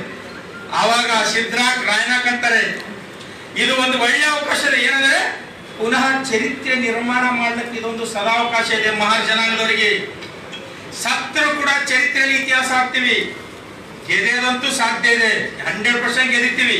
ಆದ್ರೂ ಕೂಡ ಧೃತಿಗಳೇ 500 ಜನ ಸೈನಿಕರು ಅಟ್ಟಾಡಿಸ್ಕೊಂಡು 28,000 ಜನರಿಗೆ ಅಡ್ಡ ದಿಡ್ಡ ಕಳೆದು ಹಾಕ್ಬಿಡ್ತಾರೆ. ಅಡ್ಡ ದಿಡ್ಡ ಕಳೆದು ಹಾಕ್ಬಿಟ್ಟಾಗೆ ಇವ್ರ ತಲವಾರ್ ನೋಡ್ಬೇಕು, 10 ಫೀಟಿನ ತಲವಾರ ಸಿದ್ಧನಾಕದು. ಅದು ಎಲ್ಲಿದೆ ಅಂದ್ರೆ ಸಾಂಗ್ಲಿ ಜಿಲ್ಲಾ ಕಳಂಬಿ ಅಂತಕ್ಕಂಥ ಒಂದು ಊರಿದೆ. ಆ ಕಳಂಬಿಯಲ್ಲಿ ಸಿದ್ಧನಾಕನ ವಂಶಸ್ಥರು ಇನ್ನೂ ಕೂಡ ಅದಾರ. ಕಳಂಬಿಯಲ್ಲಿ ಸಿದ್ಧನಾಕನ ಮರಿ ಮೊಮ್ಮಕ್ಕಳು 5ನೇ ತಲೆಮಾರಿನ ಮರಿ ಮೊಮ್ಮಕ್ಕಳು ಅದಾರ. ಆ ತಲವಾರ್ ಇನ್ನೂ ಅದ. ಆ ತಲವಾರ್ ನಮ್ಗೆ ಹಿಡಿಲಿಕ್ಕಾಗ ಎತ್ತಿ ಹಿಂಗ್ ಹಿಡಿದು ಇಬ್ಬರು ಹಿಡಿಬೇಕಾದ ಆ ಕಡೆ ಬಿಟ್ಕೊಡ್ಬೇಕು. ಸೊ ಅಂತ ತಲವಾರ್ 10 ಕಿಲೋ ತಲವಾರನ್ನು ಹಿಡಿದು ಅಡ್ಡ ದಿಡ್ಡಿ ಕತ್ತರಿಸಿ ಹಾಕ್ಬಿಡ್ತಾರೆ. 28,000 ಜನ ದಿಕ್ಕ ಓಡ್ಬಿಡ್ತಾರೆ. ಅರ್ಧ ಕಡದ ಭೀಮಾನದ ಬೀಸಾಕ್ ಬಿಡ್ತಾರೆ ಸ್ನೇಹಿತರೆ. ಅವಾಗ ಎದಿ ಹೊಡೆದಿರ್ತಕ್ಕಂಥ ಬಾಜಿರಾಜರು ಕೂಡ ಬಾಜಿರಾಜ ಸಿಗ್ತಾರೆ, ಬಾಜಿರಾಜ್ ಕಡದ ಹಾಕ್ಬಿಡ್ತಾರೆ. ಕಡದ ಹಾಕ್ಬಿಟ್ಟು ಬಹುಶಃ ಮಾನ್ಯ ನಮ್ಗ ಕಾಂಬ್ಳೇಶ್ವರ್ ಮಾತಾಡ್ತಕ್ಕಂಥ ಸಂದರ್ಭದಲ್ಲಿ ಹೇಳಿದ್ರು. ಅವಾಗ ಸಿದ್ಧನಾಥ್ ಮತ್ತು ರಾಯನಾಕ್ ಏನಂತ ಗೊತ್ತದ, ಸಿದ್ಧನಾಥ್ ಮತ್ತು ರಾಯನಾಕ್ ನಾವು ಗೆದ್ದಿ ಇವರೆಲ್ಲ ಅಡ್ಡ ದಿಡ್ಡ ಕಡದ ಹಾಕಿವಿ, ಉಳಿದು ಒಟ್ಟು ಆ ಪೇಶವ ಅಥವಾ ಭಟ್ರು ಈ ಬ್ರಾಹ್ಮಣ ಹೋರಾಗ. ಆದರೆ ಆ ಪೂನಾ ನಗರದಲ್ಲಿ ಏನು ಶನಿವಾರ ವಾಡದಲ್ಲ, ಆ ಶನಿವಾರ ವಾಡದಲ್ಲಿ ಆ ಬಡ್ಡಿ ಮಕ್ಕಳು ಪೇಶವಗಳ ಧ್ವಜ ಹಾರ್ಲತ್ತದ. ಅದು ಕೆಳಗಿಳಿಸತ್ತ ನಮ್ಮ ಮನಸ್ಸಿಗೆ ಸಮಾಧಾನ ಇಲ್ಲ ಅಂತೇಳಿ ಇವರು ಭಾವುಕರಾಗಿ ಕುದುರೆ ತಗೊಂಡು 29 ಕಿಲೋಮೀಟರ್ ಓಡಿಸ್ಕೊಂಡು ಪೂನಾ ನಗರಕ್ಕೆ ಹೋಗ್ಬಿಡ್ತಾರೆ. ಶನಿವಾರ ವಾಡದಲ್ಲಿ ಪೇಶವಗಳ ಧ್ವಜ ಹಾರಾಡ್ತಿರ್ತದ. ಒಬ್ಬರ ಮೇಲೆ ಒಬ್ಬರು ನಿಂತು ಟಣ್ ಏರ್ಬಿಟ್ಟು ಆ ಧ್ವಜವನ್ನು ಇಳಿಸ್ತಾರೆ. ಇಳಿಸಿದಾಗೆ ಅವ್ರು ಕೇಳ್ತಾರೆ ಏರಿಸ್ಬೇಕೇನು. ಆವಾಗ ರಣರಂಗದಲ್ಲಿ ಹೋರಾಡಿರ್ತಕ್ಕಂಥ ಅವರ ಮೈಯನ್ನು ಒಂದು ಬಿಳಿ ಶರ್ಟ್ ತೆಗೆದು ಆ ದಾರಕಟ್ಟ ಹಾರಿಸ್ಬಿಡ್ತಾರೆ. ಈ ದೇಶದಲ್ಲಿ ಈ ಮಹಾರವಾಡದಲ್ಲಿ ಅಥವಾ ಈ ಶನಿವಾರ ವಾರದಲ್ಲಿ ಅಥವಾ ಪುನಾ ನಗರದಲ್ಲಿ ಇವತ್ತಿನಿಂದ ಶಾಂತಿ ಮರುಸ್ಥಾಪಿಸಿತ್ತು ಅಂತಕ್ಕಂಥ ದ್ಯೂತಕವಾಗಿ ಆ ಬಿಳಿ ಜೆಂಡವನ್ನು ಬಿಳಿ ಶರ್ಟ್ ಅನ್ನು ಹಾರಿಸಿರ್ತಕ್ಕಂಥ ಈ ಯುದ್ಧದಲ್ಲಿ 500 ಜನರಲ್ಲಿ 22 ಜನ ಮಹಾರರು ಸಾಯ್ತಾರೆ. 22 ಜನ ಮಹಾರರು ಸಾಯ್ತಾರೆ. 3 ಜನರಿಗೆ ತೀವ್ರವಾಗಿರ್ತಕ್ಕಂಥ ಗಾಯಗಳಾಗಿರ್ತವೆ. ನೋಡು ಎಷ್ಟು ಯೋಧರಿದ್ದಿರ್ಬೋದು. 28,000 ಜನರಿಗೆ ಅಟ್ಟಾಡ್ಸ್ಕೊಂಡು ಹೊಡೆದಿರ್ತಕ್ಕಂಥ ಮಹಾರರು ಕೇವಲ 20 ಜನ ಮಾತ್ರ ವೀರ ಮರಣವನ್ನು ಅಪ್ಪಿರೋದ್ರ ಅರ್ಥ ಮಾಡ್ಕೊಂಡು. ಇದನ್ನು ಕ್ಯಾಪ್ಟನ್ ಸ್ಟಂಟನ್ ಅವರು ಅವ್ರ ಕಮಾಂಡೆಂಟ್ ಮತ್ತು ಗವರ್ನರ್ ಜನರಲ್ ಹತ್ರ ಮಾತಾಡ್ತಕ್ಕಂಥ ಸಂದರ್ಭದಲ್ಲಿ ಹೇಳ್ತಾನೆ, ಏನ್ರಿ ಅವರು ಪ್ಯಾಂಥರ್ ಚಿರತೆ ಆಕ್ರಮಣ ಮಾಡ್ದಂಗೆ ಎಲ್ಲಿ ಒಂದೊಂದು ಏಟಿಗೆ ಒಂದೊಂದು ಚಿರತೆ ನೋಡಿ ಗಪ್ಪತ್ ಘಟನೆ ಹೇಳ್ಬಿಡ್ತದ. ಹೌದಾ? ಸೊ ಮಹಾರ್ ಯೋಧರು ಕೂಡ ಎಲ್ಲಿ ಹೊಡಿಬೇಕಂದ್ರೆ ಇಲ್ಲಿ ಹೊಡಿಬೇಕು, ಸೀಳದೆ ಕಲ. ಸೊ ಆ ರೀತಿ ಚಿರತೆ ಅಂತೆ ಬ್ಲಾಕ್ ಪ್ಯಾಂಥರ್ ಅಂತೆ ಅಟ್ಯಾಕ್ ಮಾಡಿರ್ತಕ್ಕಂಥ ಈ ಮಹಾರ್ ಯೋಧರ ಚರಿತ್ರೆಯನ್ನು ಈ ಬ್ರಿಟನ್ ಸರ್ಕಾರ ಸುವರ್ಣಾಕ್ಷರದಲ್ಲಿ ಬರೆದಿಡಬೇಕು ಅಂತಕ್ಕಂಥ ಮಾತನ್ನು ಕ್ಯಾಪ್ಟನ್ ಸ್ಟಂಟನ್ ಹೇಳ್ತಾರೆ. ಚರಿತ್ರೆಯಲ್ಲಿ ಅದು ಅವರು ದಾಖಲೆ ಮಾಡ್ಕೊಂಡ್ಬಿಡ್ತಾರೆ. ಚರಿತ್ರೆಯಲ್ಲಿ ಅವರು ದಾಖಲೆ ಮಾಡ್ಕೊಂಡ್ಬಿಟ್ಟಾಗ ರಿಪೋರ್ಟ್ ಮಾಡಿರ್ತಕ್ಕಂಥದ್ದೇ 2ನೇ ಜನವರಿ 1818 ಕ್ಯಾಪ್ಟನ್ ಸ್ಟಂಟನ್ ಅವರು ಬ್ರಿಟಿಷ್ ಗವರ್ನರ್ ಜನರಲ್ ಅವರಿಗೆ ಲೆಟರ್ ಡ್ರಾಫ್ಟಿಂಗ್ ಮಾಡಿರ್ತಕ್ಕಂಥದ್ದು ಒಂದು ಮರಾಠಿ ಪುಸ್ತಕ ನನ್ನ ಕಡೆ ಇದೆ. ಅದು ಒರಿಜಿನಲ್ ಲೆಟರ್. ಅದರಲ್ಲಿ ಬರಿತಾನೆ ಈ ವೀರಾವೇಶದ ಮಾತು. ಇದರ ದ್ಯೂತಕವಾಗಿ ಅವ್ರು ಏನ್ ಮಾಡ್ತಾರೆ ಅಂದ್ರೆ 23 ಮಾರ್ಚ್ 1821 ಬ್ರಿಟನ್ಲಿಂದ ಒಂದು ಆದೇಶ ಬರ್ತದೆ.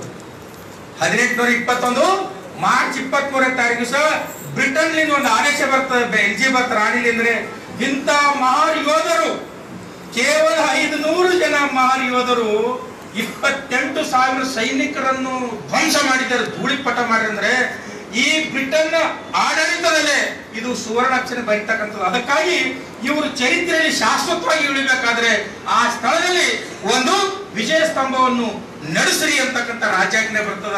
1821ಕ್ಕೆ ವಿಜಯ ಸ್ತಂಭದ ಅಡಿಗಲ್ಲನ್ನು ಪುನಾನಗರದಲ್ಲಿ ಮಾರ್ಚ್ 23ನೇ ತಾರೀಕು ಮಾಡ್ತಾರೆ ಸ್ನೇಹಿತರೆ. 1822ಕ್ಕೆ ಆ ವಿಜಯ ಸ್ತಂಭದ ಕೆಲಸ ಪೂರ್ಣ ಮುಗಿದಿರ್ತದ.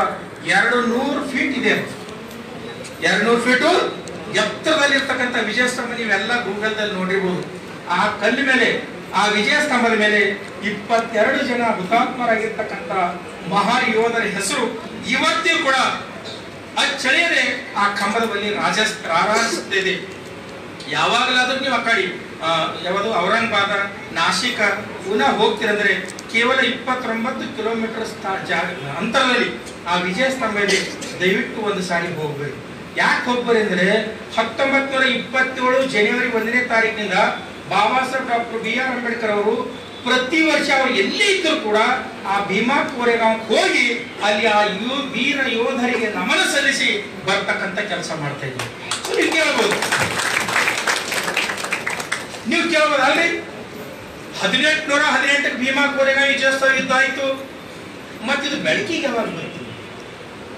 ಇದು ನಮಗೆ ಗೊತ್ತಾಗೈತಿ. ಹ್ಯಾಂಗ ಇಡೀ ದೇಶದಾದ್ಯಂತ ಜನರಿಗೆ ಭೀಮಾ ಕೋರೆಗಾಂವ್ ಚರಿತ್ರೆ ಯಾಕೆ ಗೊತ್ತಾಗ್ಲತ್ತದ, ಯಾಕೆ ಇಂತಿಂತ ರಚನಾತ್ಮಕ ಕಾರ್ಯಕ್ರಮ ಹಾಕ್ಕೊಳತ್ತಾರಂದ್ರೆ 2017ರಲ್ಲಿ ಆ ಪೇಶ್ವೆಗಳೊಂದಿಗೆ ಮತ್ತೊಂದು ಯುದ್ಧ ಮಾಡಿದ್ರು ನಮ್ಮ ಹುಡುಗರು, ಅದ್ರ ಸಲುವಾಗಿ ಗೊತ್ತಾಗೋದು.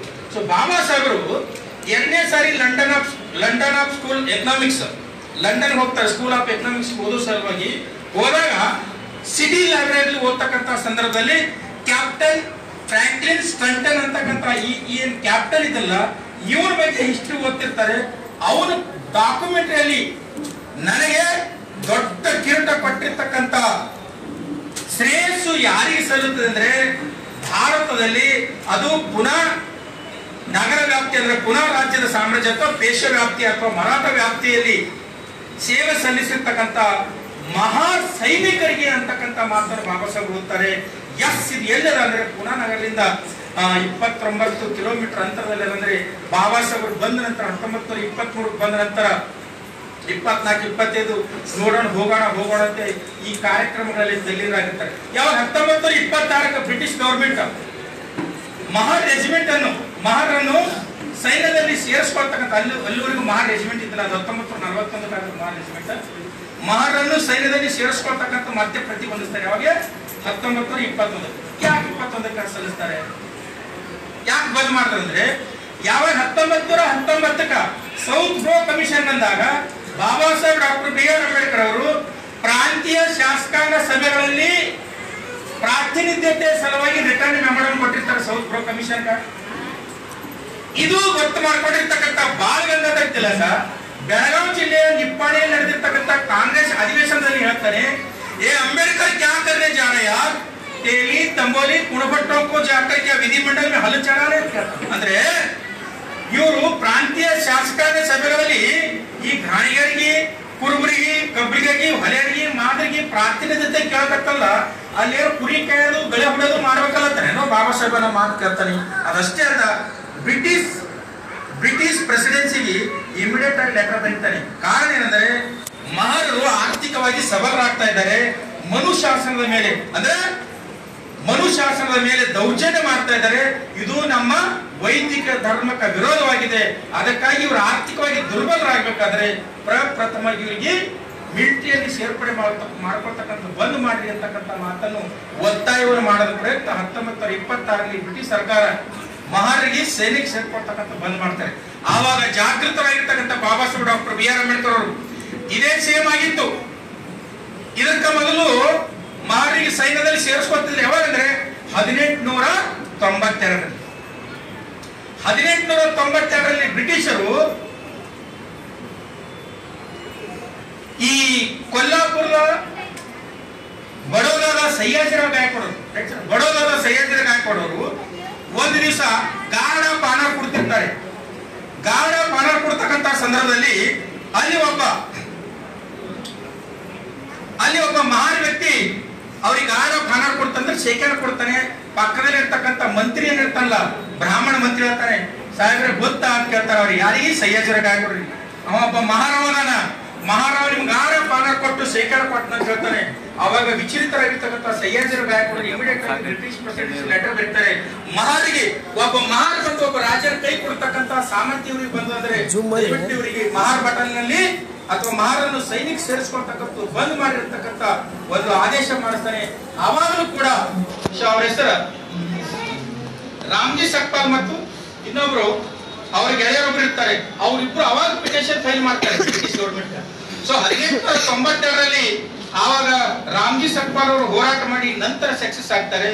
1927 ಜನವರಿ 1ನೇ ತಾರೀಕು ದಿವಸ ಬಾಬಾ ಸಾಹೇಬರು ಭೀಮಾ ಕೋರೆಗಾಂವ್ ಹತ್ರ ಎಲ್ಲ ಮಹಾರಾಜರಿಗೆ ಆಹ್ವಾನ ಕೊಡ್ತಾರೆ. ಮಹಾರಾಷ್ಟ್ರದಲ್ಲಿ ಇರ್ತಕ್ಕಂಥ ದಯವಿಟ್ಟು ಬರಬೇಕು, ನಮ್ಮ ಮಹಾರ ಚರಿತ್ರೆಯನ್ನು ನಿಮ್ಗೆ ಗಮನಕ್ಕೆ ತರ್ತೀನಿ ಅಂತಕ್ಕಂಥ ಮಾತನ್ನು ಬಾಬಾ ಸಾಹೇಬ್ ಹೇಳ್ತಾರೆ. 1927 ಜನವರಿ 1ನೇ ತಾರೀಕು ದಿವಸ ಭೀಮಾ ಕೋರೆಗಾಂವ್ ಹತ್ರ ಬಾಬಾ ಸಾಹೇಬರು ಅದ್ದೂರಿ ಆಗಿರ್ತಕ್ಕಂಥ ಕಾರ್ಯಕ್ರಮ ಮಾಡಿ 22 ಹುತಾತ್ಮರಾಗಿರ್ತಕ್ಕಂಥ ಮಹಾ ಜನಾಂಗದವರಿಗೆ ಸ್ಮರಣೆಯನ್ನು ಮಾಡೋದ್ರ ಮೂಲಕ ಹೋರಾಟ ಪಿಟಿಷನ್ ಫೈಲ್ ಮಾಡ್ತಾರೆ ಬಾಬಾ ಸಾಹೇಬರು. ಅದು ಮುಂದೆ 1941ರಲ್ಲಿ ಅದು ಆರ್ಡರ್ ಆಗಿ 1941ಕ್ಕೆ ಬಾಬಾ ಸಾಹೇಬ್ ಡಾಕ್ಟರ್ ಬಿ.ಆರ್. ಅಂಬೇಡ್ಕರ್ ಅವರ ಒತ್ತಾಯದ ಮೇರೆಗೆ ಸಪರೇಟ್ ಆಗಿ ಮಹಾ ರೆಜಿಮೆಂಟ್ ಸ್ಥಾಪನೆ ಆಗುತ್ತೆ. 1941ರಲ್ಲಿ ಮಹಾ ರೆಜಿಮೆಂಟ್ ಸ್ಥಾಪನೆ ಮಾಡ್ತಾರೆ ಬಾಬಾ ಸಾಹೇಬ್ ಡಾಕ್ಟರ್ ಬಿ.ಆರ್. ಅಂಬೇಡ್ಕರ್. ಈ ರೀತಿ ಮಹಾರರ ಚರಿತ್ರೆ 1, 2, 3 ಘಟನೆ ಹೇಳಿ ನನ್ನ ಮಾತಿಗೆ ವಿದಾಯ ಹೇಳ್ತೀನಿ. ಅದಕ್ಕಿಂತ ಪೂರ್ವದಲ್ಲಿ ಸ್ನೇಹಿತರೆ, ಈ ಭೀಮಾ ಕೋರೆಗಾಂವ್ ವಿಜಯೋತ್ಸವದಿಂದ ಏನಾಯ್ತು, ಪರಿಣಾಮ ಏನಾಯ್ತು? ಪೇಶ್ವೆಗಳು ಬಂದ್ರೆ 22,500 ಜನ ಹುಡುದು ಮಾಡಕ್ಕೆ ಏನಾಯ್ತು? ಇದೇ ಮುಖ್ಯವಾಗಿರ್ತಕ್ಕಂಥ ಘಟ್ಟ ಸ್ನೇಹಿತರೆ. ಭೀಮಾ ಕೋರೆಗಾಂವ್ ವಿಜಯೋತ್ಸವ ಯಾಕೆ ಮಾಡ್ಬೇಕು ನೀವು ಅಂದ್ರೆ ಅದರ ಪರಿಣಾಮವನ್ನು ಅರ್ಥ ಮಾಡ್ಕೊಳ್ಳೋ ಸಲುವಾಗಿ ಭೀಮಾ ಕೋರೆಗಾಂವ್ ವಿಜಯೋತ್ಸವ ಏನಾಯ್ತು ಪರಿಣಾಮ ಅಂದ್ರೆ ಶತಮಾನಗಳಿಂದ ಅಂದ್ರೆ ಕ್ರಿಸ್ತ ಪೂರ್ವ 185ರಿಂದ ಪುಷ್ಯಮಿತ್ರ ಶುಂಗರಿಂದ ಬಾಜಿರಾಯ 2ನೇ ಬಾಜಿರಾಯನ ಕಾಲದವರೆಗೂ ಕೂಡ ನಡೆದಿರ್ತಕ್ಕಂಥ ದೇಶದಲ್ಲಿ ಮನುಶಾಸನ. ಈ ಮನುಶಾಸನವನ್ನು ಒಂದೇ ದಿನದಲ್ಲಿ ಹೊಡೆದು ಕೊಚ್ಚಾಕಿರ್ತಕ್ಕಂಥವ್ರು, ಶಾಸನವನ್ನೇ ಕೊಚ್ಚಾಕಿರ್ತಕ್ಕಂಥವ್ರು ಮಹಾನ್ ಯೋಧರು ಮನುಶಾಸನ ಕೊಚ್ಚಾಕಿರ್ತಾರೆ. ಅದಕ್ಕಾಗಿ ಅದರ ಪರಿಣಾಮ ಇದಾಯಿತು.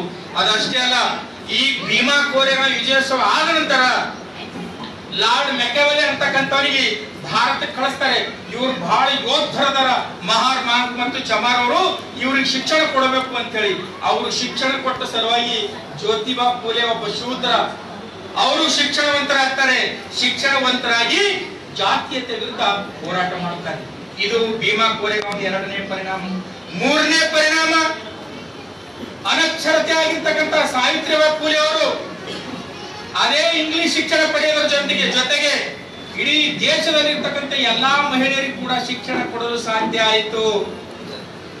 4ನೇ ಪರಿಣಾಮ ಏನಂದ್ರೆ ಛತ್ರಪತಿ ಶಾಹು ಮಹಾರಾಜರಂತ ಪ್ರಜ್ಞಾವಂತ ಶೂದ್ರ ವ್ಯಕ್ತಿ ಈ ಬ್ರಿಟಿಷ್ ಇಂಗ್ಲಿಷ್ ಶಿಕ್ಷಣ ಕಲಿಯೋದ್ರ ಜೊತೆಗೆ ಕಲಿತು ಪ್ರಬುದ್ಧರಾಗಿ ಈ ದೇಶದಲ್ಲಿ ಪ್ರಪ್ರಥಮವಾಗಿ ಮೀಸಲಾತಿಯನ್ನು ಜಾರಿಗೆ ತರಲಿಕ್ಕೆ ಸಾಧ್ಯತೆ ಆಯಿತು.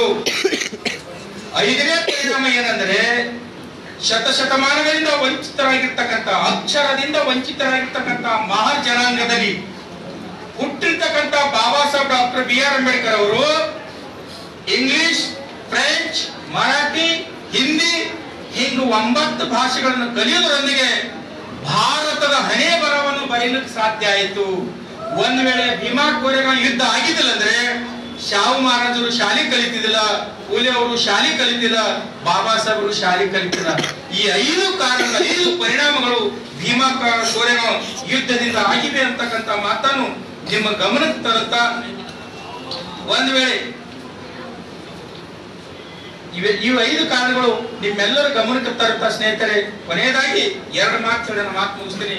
ನಾವು ಮತ್ತೆ ಅಂಬೇಡ್ಕರ್ ಸ್ವಾಭಿಮಾನಿ ಸೇನೆ ಎಲ್ಲಾ ಸೇನಾನಿಗಳಿಗೆ ಒಂದು ಮಾತು ಹೇಳ್ತೀನಿ, ನಾವು ಮತ್ತೆ 2ನೇ ಭೀಮಾ ಕೋರೆಗಾಂವ್ ಯುದ್ಧಕ್ಕೆ ಸನ್ನದ್ಧರಾಗಬೇಕಾಗಿದೆ,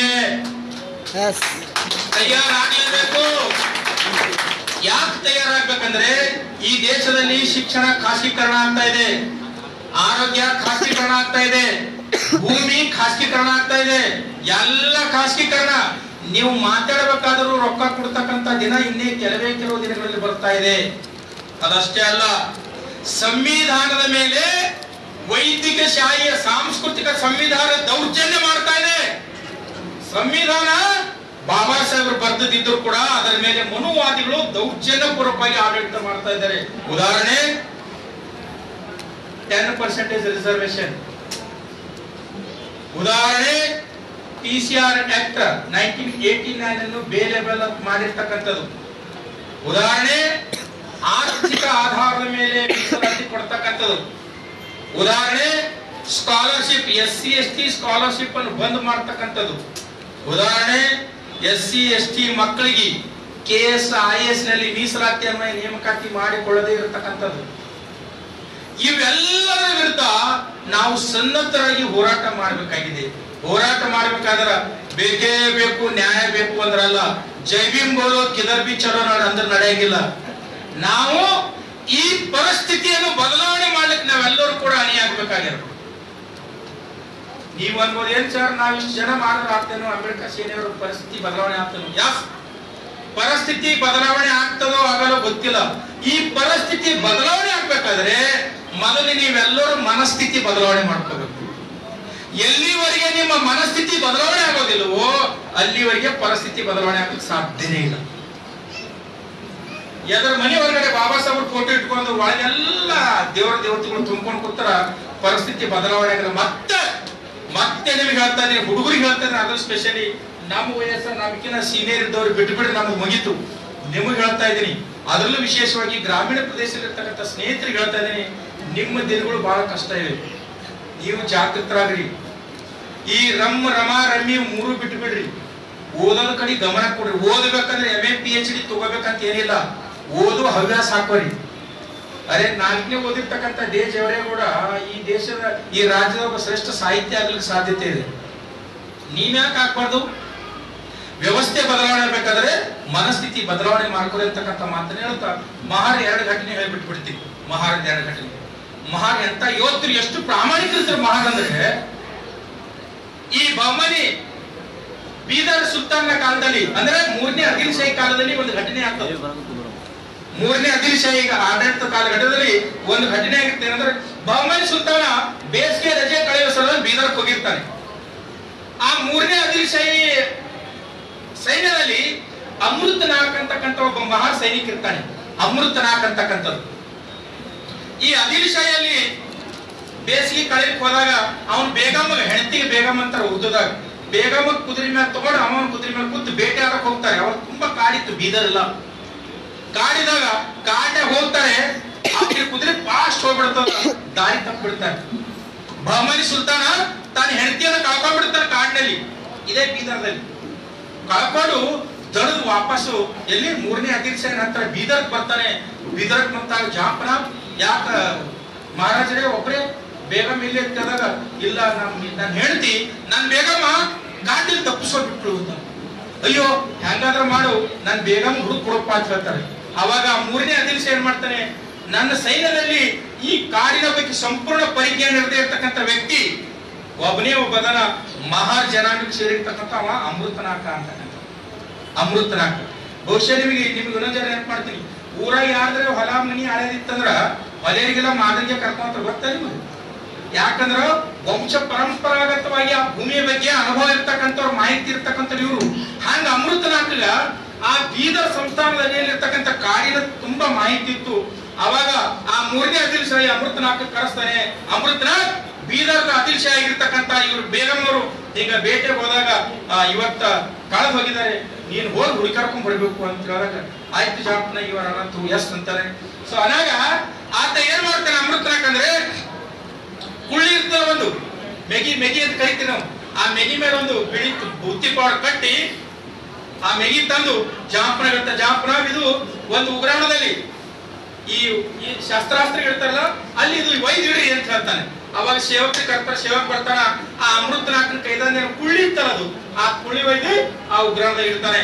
ಅಮೃತನಾಕ್ ಸಲ್ಯೂಟ್ ಮಾಡಿ ಸಲಾಂ ಬಟ್ಟು ಕುದುರೆ ತುಂಬ ಹೋಗ್ಬಿಡ್ತಾನೆ. ಹೋಗಿ 3ನೇ ದಿವಸ ವಾಪಸ್ ಬರ್ತಾನೆ ಅಮೃತನಾಕ್. 3ನೇ ದಿವಸ ವಾಪಸ್ ಬರೋ ಟೈಮ್ನಲ್ಲಿ ಬಾಜು ಕುದುರೆ ಮೇಲೆ ಆ ಬೇಗಮ್ ಇರ್ತಾಳೆ. ಎದುರು ಬಹಮನಿ ಸುಲ್ತಾನ್ ಹೆಂಡತಿ ಬೇಗಮ್ ಇರ್ತಾಳೆ. ಕರ್ಕೊಂಡು ಬಂದು ಜಾಫರ ಬೇಗಮ್ ಸಾಹೇಬ್ರನ್ನು ತಗೊಂಡು ಬಂದಿರ್ತಾರೆ. ಅವಾಗ ಬಹಮನಿ ಸುಲ್ತಾನ್ ಬಹಳ ಖುಷಿ ಆಗ್ತಾನೆ, ಮೂರನೇ ಆದಿಲ್ ಶಾ ಬಹಳ ಖುಷಿ ಆಗ್ತಾನೆ. ಅಲ್ಲೊಬ್ಬ ಬ್ರಾಹ್ಮಣ ಪುರೋಹಿತ ಕೂತಿರ್ತಾನ ಬಡ್ಡಿ ಮಗ, ಅವ ಅವಳು ಮೂರನೇ ಆದಿಲ್ ಶಾ ಕಿವಿಯಾಗಿ ಹೇಳ್ತಾನೆ, ಜಾಂಪನ ಈ ಮಗ ಮಾರ್ 3 ದಿನ ಆಯ್ತು ಹೋಗಿ, ಬೇಗಂ ಬಾರಿ ಮಾಡ್ತಾಳ, ಈಕಿ ಚಲೋಗಳ ಇಲ್ಲ, ಈಕಿ ಹಂಗೆ ಬಿಡ್ತಾನವ ಕೆಡಿಸಿರಂದ್ರ. ಅವಾಗ ಅದು ಮೊದಲೇ ಕಿವಿ ಕಚ್ಚಾ ಮಹಾರಾಜರು ಆ 3ನೇ ಅಧ್ಯಕ್ಷ ಬಹಮನಿಶಾರ್ ಅಂತಾರ, ಹಿಂಗಲ್ಲ ಪುರೋಹಿತ ಏನಿಲ್ಲ ಇದ್ರದ್ದು ದಶಮೆ ಆಗ್ಬೇಕು ಅಂತಾರ. ದಶಮೆ ಅಂದ್ರ ಕರಿ ಅಂಶ ಹಾಕ್ಬೇಕು ಅಂದಾಗ ಅವಾಗ ಅವನಿಗೆ ಕರಿ ಅಮೃತನಾಥಕ್ ಅಂತಾರ. ಅಮೃತನಾಥ್ ಒಂದು ಸಮಸ್ಯೆ ಉಲ್ಬಣ ಮಾಡಿದೆ, ನೀ ಬೇಗಂ ಸಾಹೇಬ್ರನ್ನ ಹುಡುಕ್ಯಾಡ್ಕೊಂಡ್ ಬಂದಿದ್ ಸರಿ ಇದೆ, ಆದ್ರೆ 3 ದಿವಸ ಆಯ್ತು ನೀವು ಹೋಗಿ, ಬೇಗಂ ಸಾಹೇಬರನ್ನು ನೀನು ಮುಟ್ಟಿಲ್ಲ ಅಂತ ಏನು ಗ್ಯಾರಂಟಿ? ಅವರ ಶೀಲ ಹರಣ ಮಾಡಿಲ್ಲ ಅಂತ ಏನ್ ಗ್ಯಾರಂಟಿ ಅಂತ ಕೇಳಿದಾಗ ಅವಾಗ ಅಮೃತನಾಥ್ ಕೇಳ್ತಾನೆ, ಜಾಂಬನಾಥ್ ಎಸ್ ಇದರ ಪ್ರಮಾಣ ನಾನು ಕೊಡ್ತೀನಿ ಅಂತ. ನಾನ್ ನಿಮ್ಗೆ ಹೋಗಾಗ 4 ದಿವಸದಿಂದ ಹೋಗಾಗ ಆ ಮೆಗಿ ಕೊಟ್ಟಿದಲ್ಲ ಆ ಮೆಗಿ ತಗೊಂಡ್ ಬರೀ ಅಂತ ಹೇಳ್ತಾನೆ. ಗಾಳಿ ಹೊಡಿತಾನೆ ಸೇವಕ, ಮೆಗಿ ತಗೊಂಡ್ ಮೆಗಿ ತಂದು ಕೊಡ್ತಾನೆ ಸ್ನೇಹಿತರೆ. ಆ ಮೆಗಿ ತಂದು ಕೊಟ್ಟಾಗ ಆ ಸೇವಕ ಹೇಳ್ತಾನೆ, ಬಿಚ್ಚು ತೋರ್ಸು ಮಹಾರಾಜರಿಗೆ ಅಂತ ಹೇಳ್ತಾನೆ. ಆ ಮೆಗಿ ತೋರ್ಸಗೆ ತನ್ನ ಗಂಡಸ್ತನವನ್ನು ಕೊಯ್ದು ಅದರ ಇಟ್ಟು ಹೋಗಿರ್ತಾನ ಅಮೃತನಾಥ್.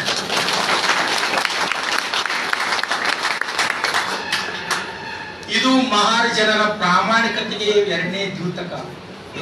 ಇದನ್ನು ಪಾರ್ಲಿಮೆಂಟ್ ನಲ್ಲಿ ಬಾಬಾ ಸಾಹೇಬ್ ಹೇಳಿರ್ತಕ್ಕಂಥ ಮರಾಠಿ ಸಾಹಿತ್ಯ 4-5 ಪುಸ್ತಕದಲ್ಲಿ ದಾಖಲೆ ಮಾಡಿದಾರೆ, ನಾನು ಕಳೆದವ್. ಅದಷ್ಟೇ ಅಲ್ಲ, ಅವರ್ ಸ್ಟ್ರಗಲ್ ಫಾರ್ ಎಮಿನಿಸ್ಟ್ರೇಷನ್ ಅಂತಿದ್ದು ವೆಂಕಟರಾಮ್ ಅಂತಕ್ಕಂಥವ್ರು ಆಂಧ್ರದ ರೈತರ ಅವರು ದಾಖಲೆ ಮಾಡಿಟ್ಟು ಅದರಲ್ಲೂ ಕೂಡ ಇದೆ.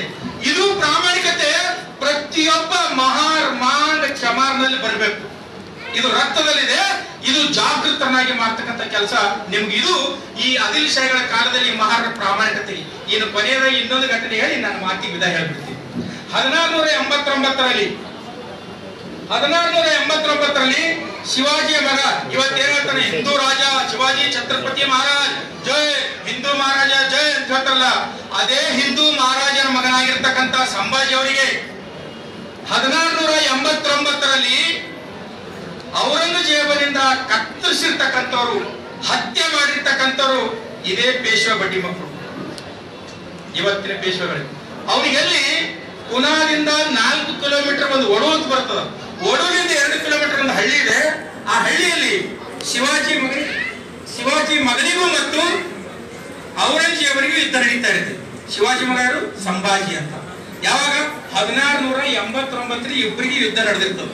ಈ ಯುದ್ಧ ನಡೆದಿರ್ತಕ್ಕಂಥ ಸಂದರ್ಭದಲ್ಲಿ ನೋಡ್ರಿ, 1713 ಪೇಶ್ವೆಗಳ ಆಡಳಿತ ಬಂತು. ಇದಕ್ಕಿಂತ ಪೂರ್ವದು ಅಂದ್ರೆ ನಾನೊಂದು 25 ವರ್ಷದ ಮೊದಲಿಂದ ಹೇಳ್ತೀನಿ. 1689 ಈ ಶಿವಾಜಿ ಮಗ ಸಂಭಾಜಿಗೆ ಮತ್ತು ಔರಂಗಜೇಬಗ ಯುದ್ಧ ನಡೆದಿರ್ತದ.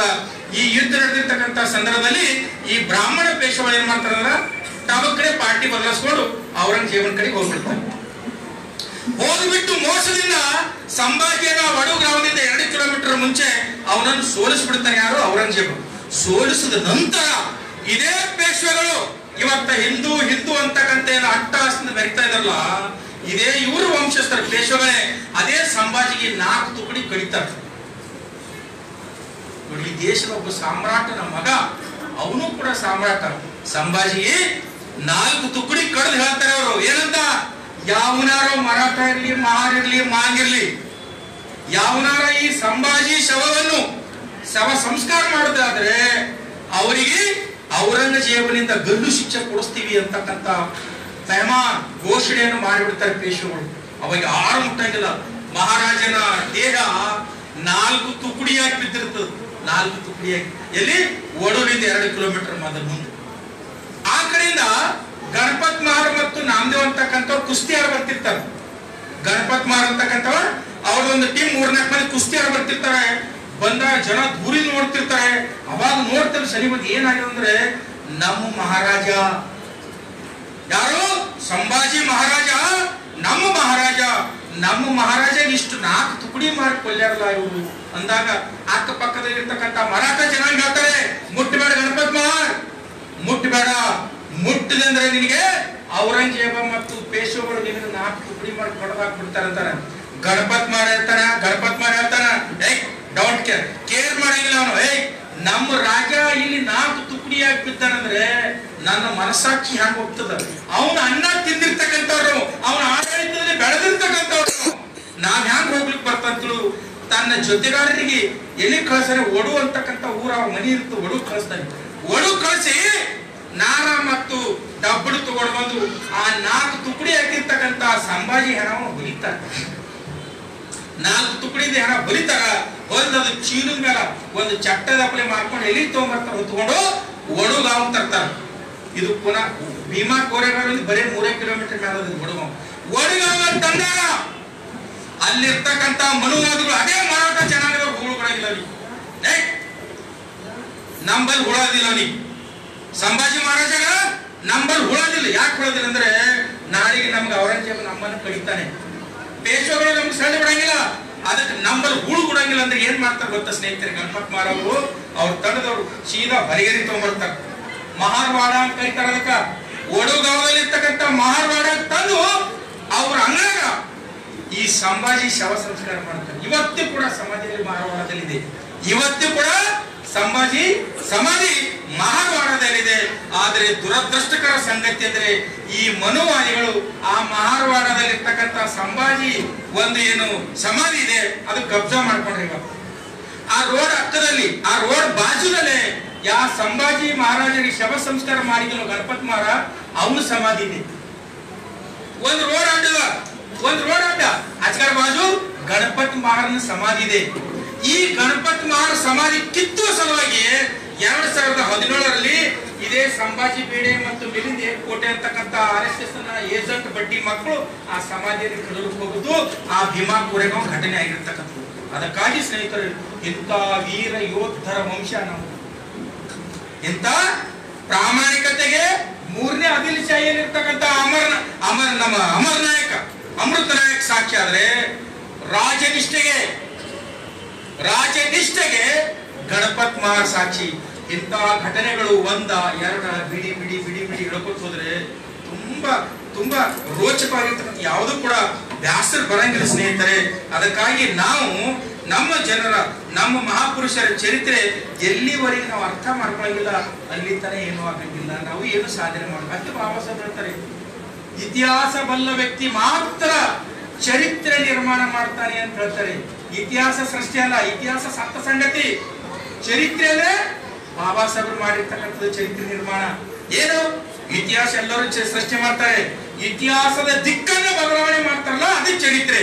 ಅದು ನೀವು ಮಾಡ್ಬೇಕು ಅಂತಕ್ಕಂಥ ಮಾತನ್ನ ಹೇಳ್ತಾ ಇನ್ನು 5 ಜನರ ಹೆಸರು ಹೇಳ್ಬಿಡ್ತೀನಿ. ನಮಗೆ ಮಹಾನ್ ಎಂತ ಯೋಧರು ಇದ್ರು ಅಂತಕ ಈ ಶಿವಾಜಿ ಕಾಲದಲ್ಲಿ ಅಂದ್ರೆ 1650ರಲ್ಲಿ ಈ ರಾಯನಾಕ್ ಅಂತಕ್ಕಂಥ ಮಹಾರಿಗೆ ರಾಯಗಢದಲ್ಲಿ ಪೂರಾ ಉಸ್ತುವಾರಿ ಅವನಿಗೆ ಕೊಟ್ಟಿದ್ರು, ರಾಯನಾಕ್ ಅಂತಕ್ಕಂಥ ವ್ಯಕ್ತಿಗೆ.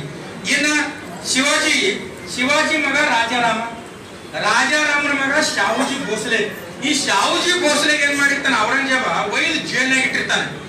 ಜೈಲ್ನಾಗ ಇಟ್ಟಾಗ ಈ ರಾಜಾರಾಮ್ ಏನ್ ಮಾಡ್ತಾನೆ, ಸಿದ್ಧನಾಕ್ ಅಂತಕ್ಕಂಥ ಒಬ್ಬ ಮಹಾರ ಒಂದು ಟ್ರೂಪ್ ಮಾಡಿರ್ತಾರೆ, ಗುಂಪ.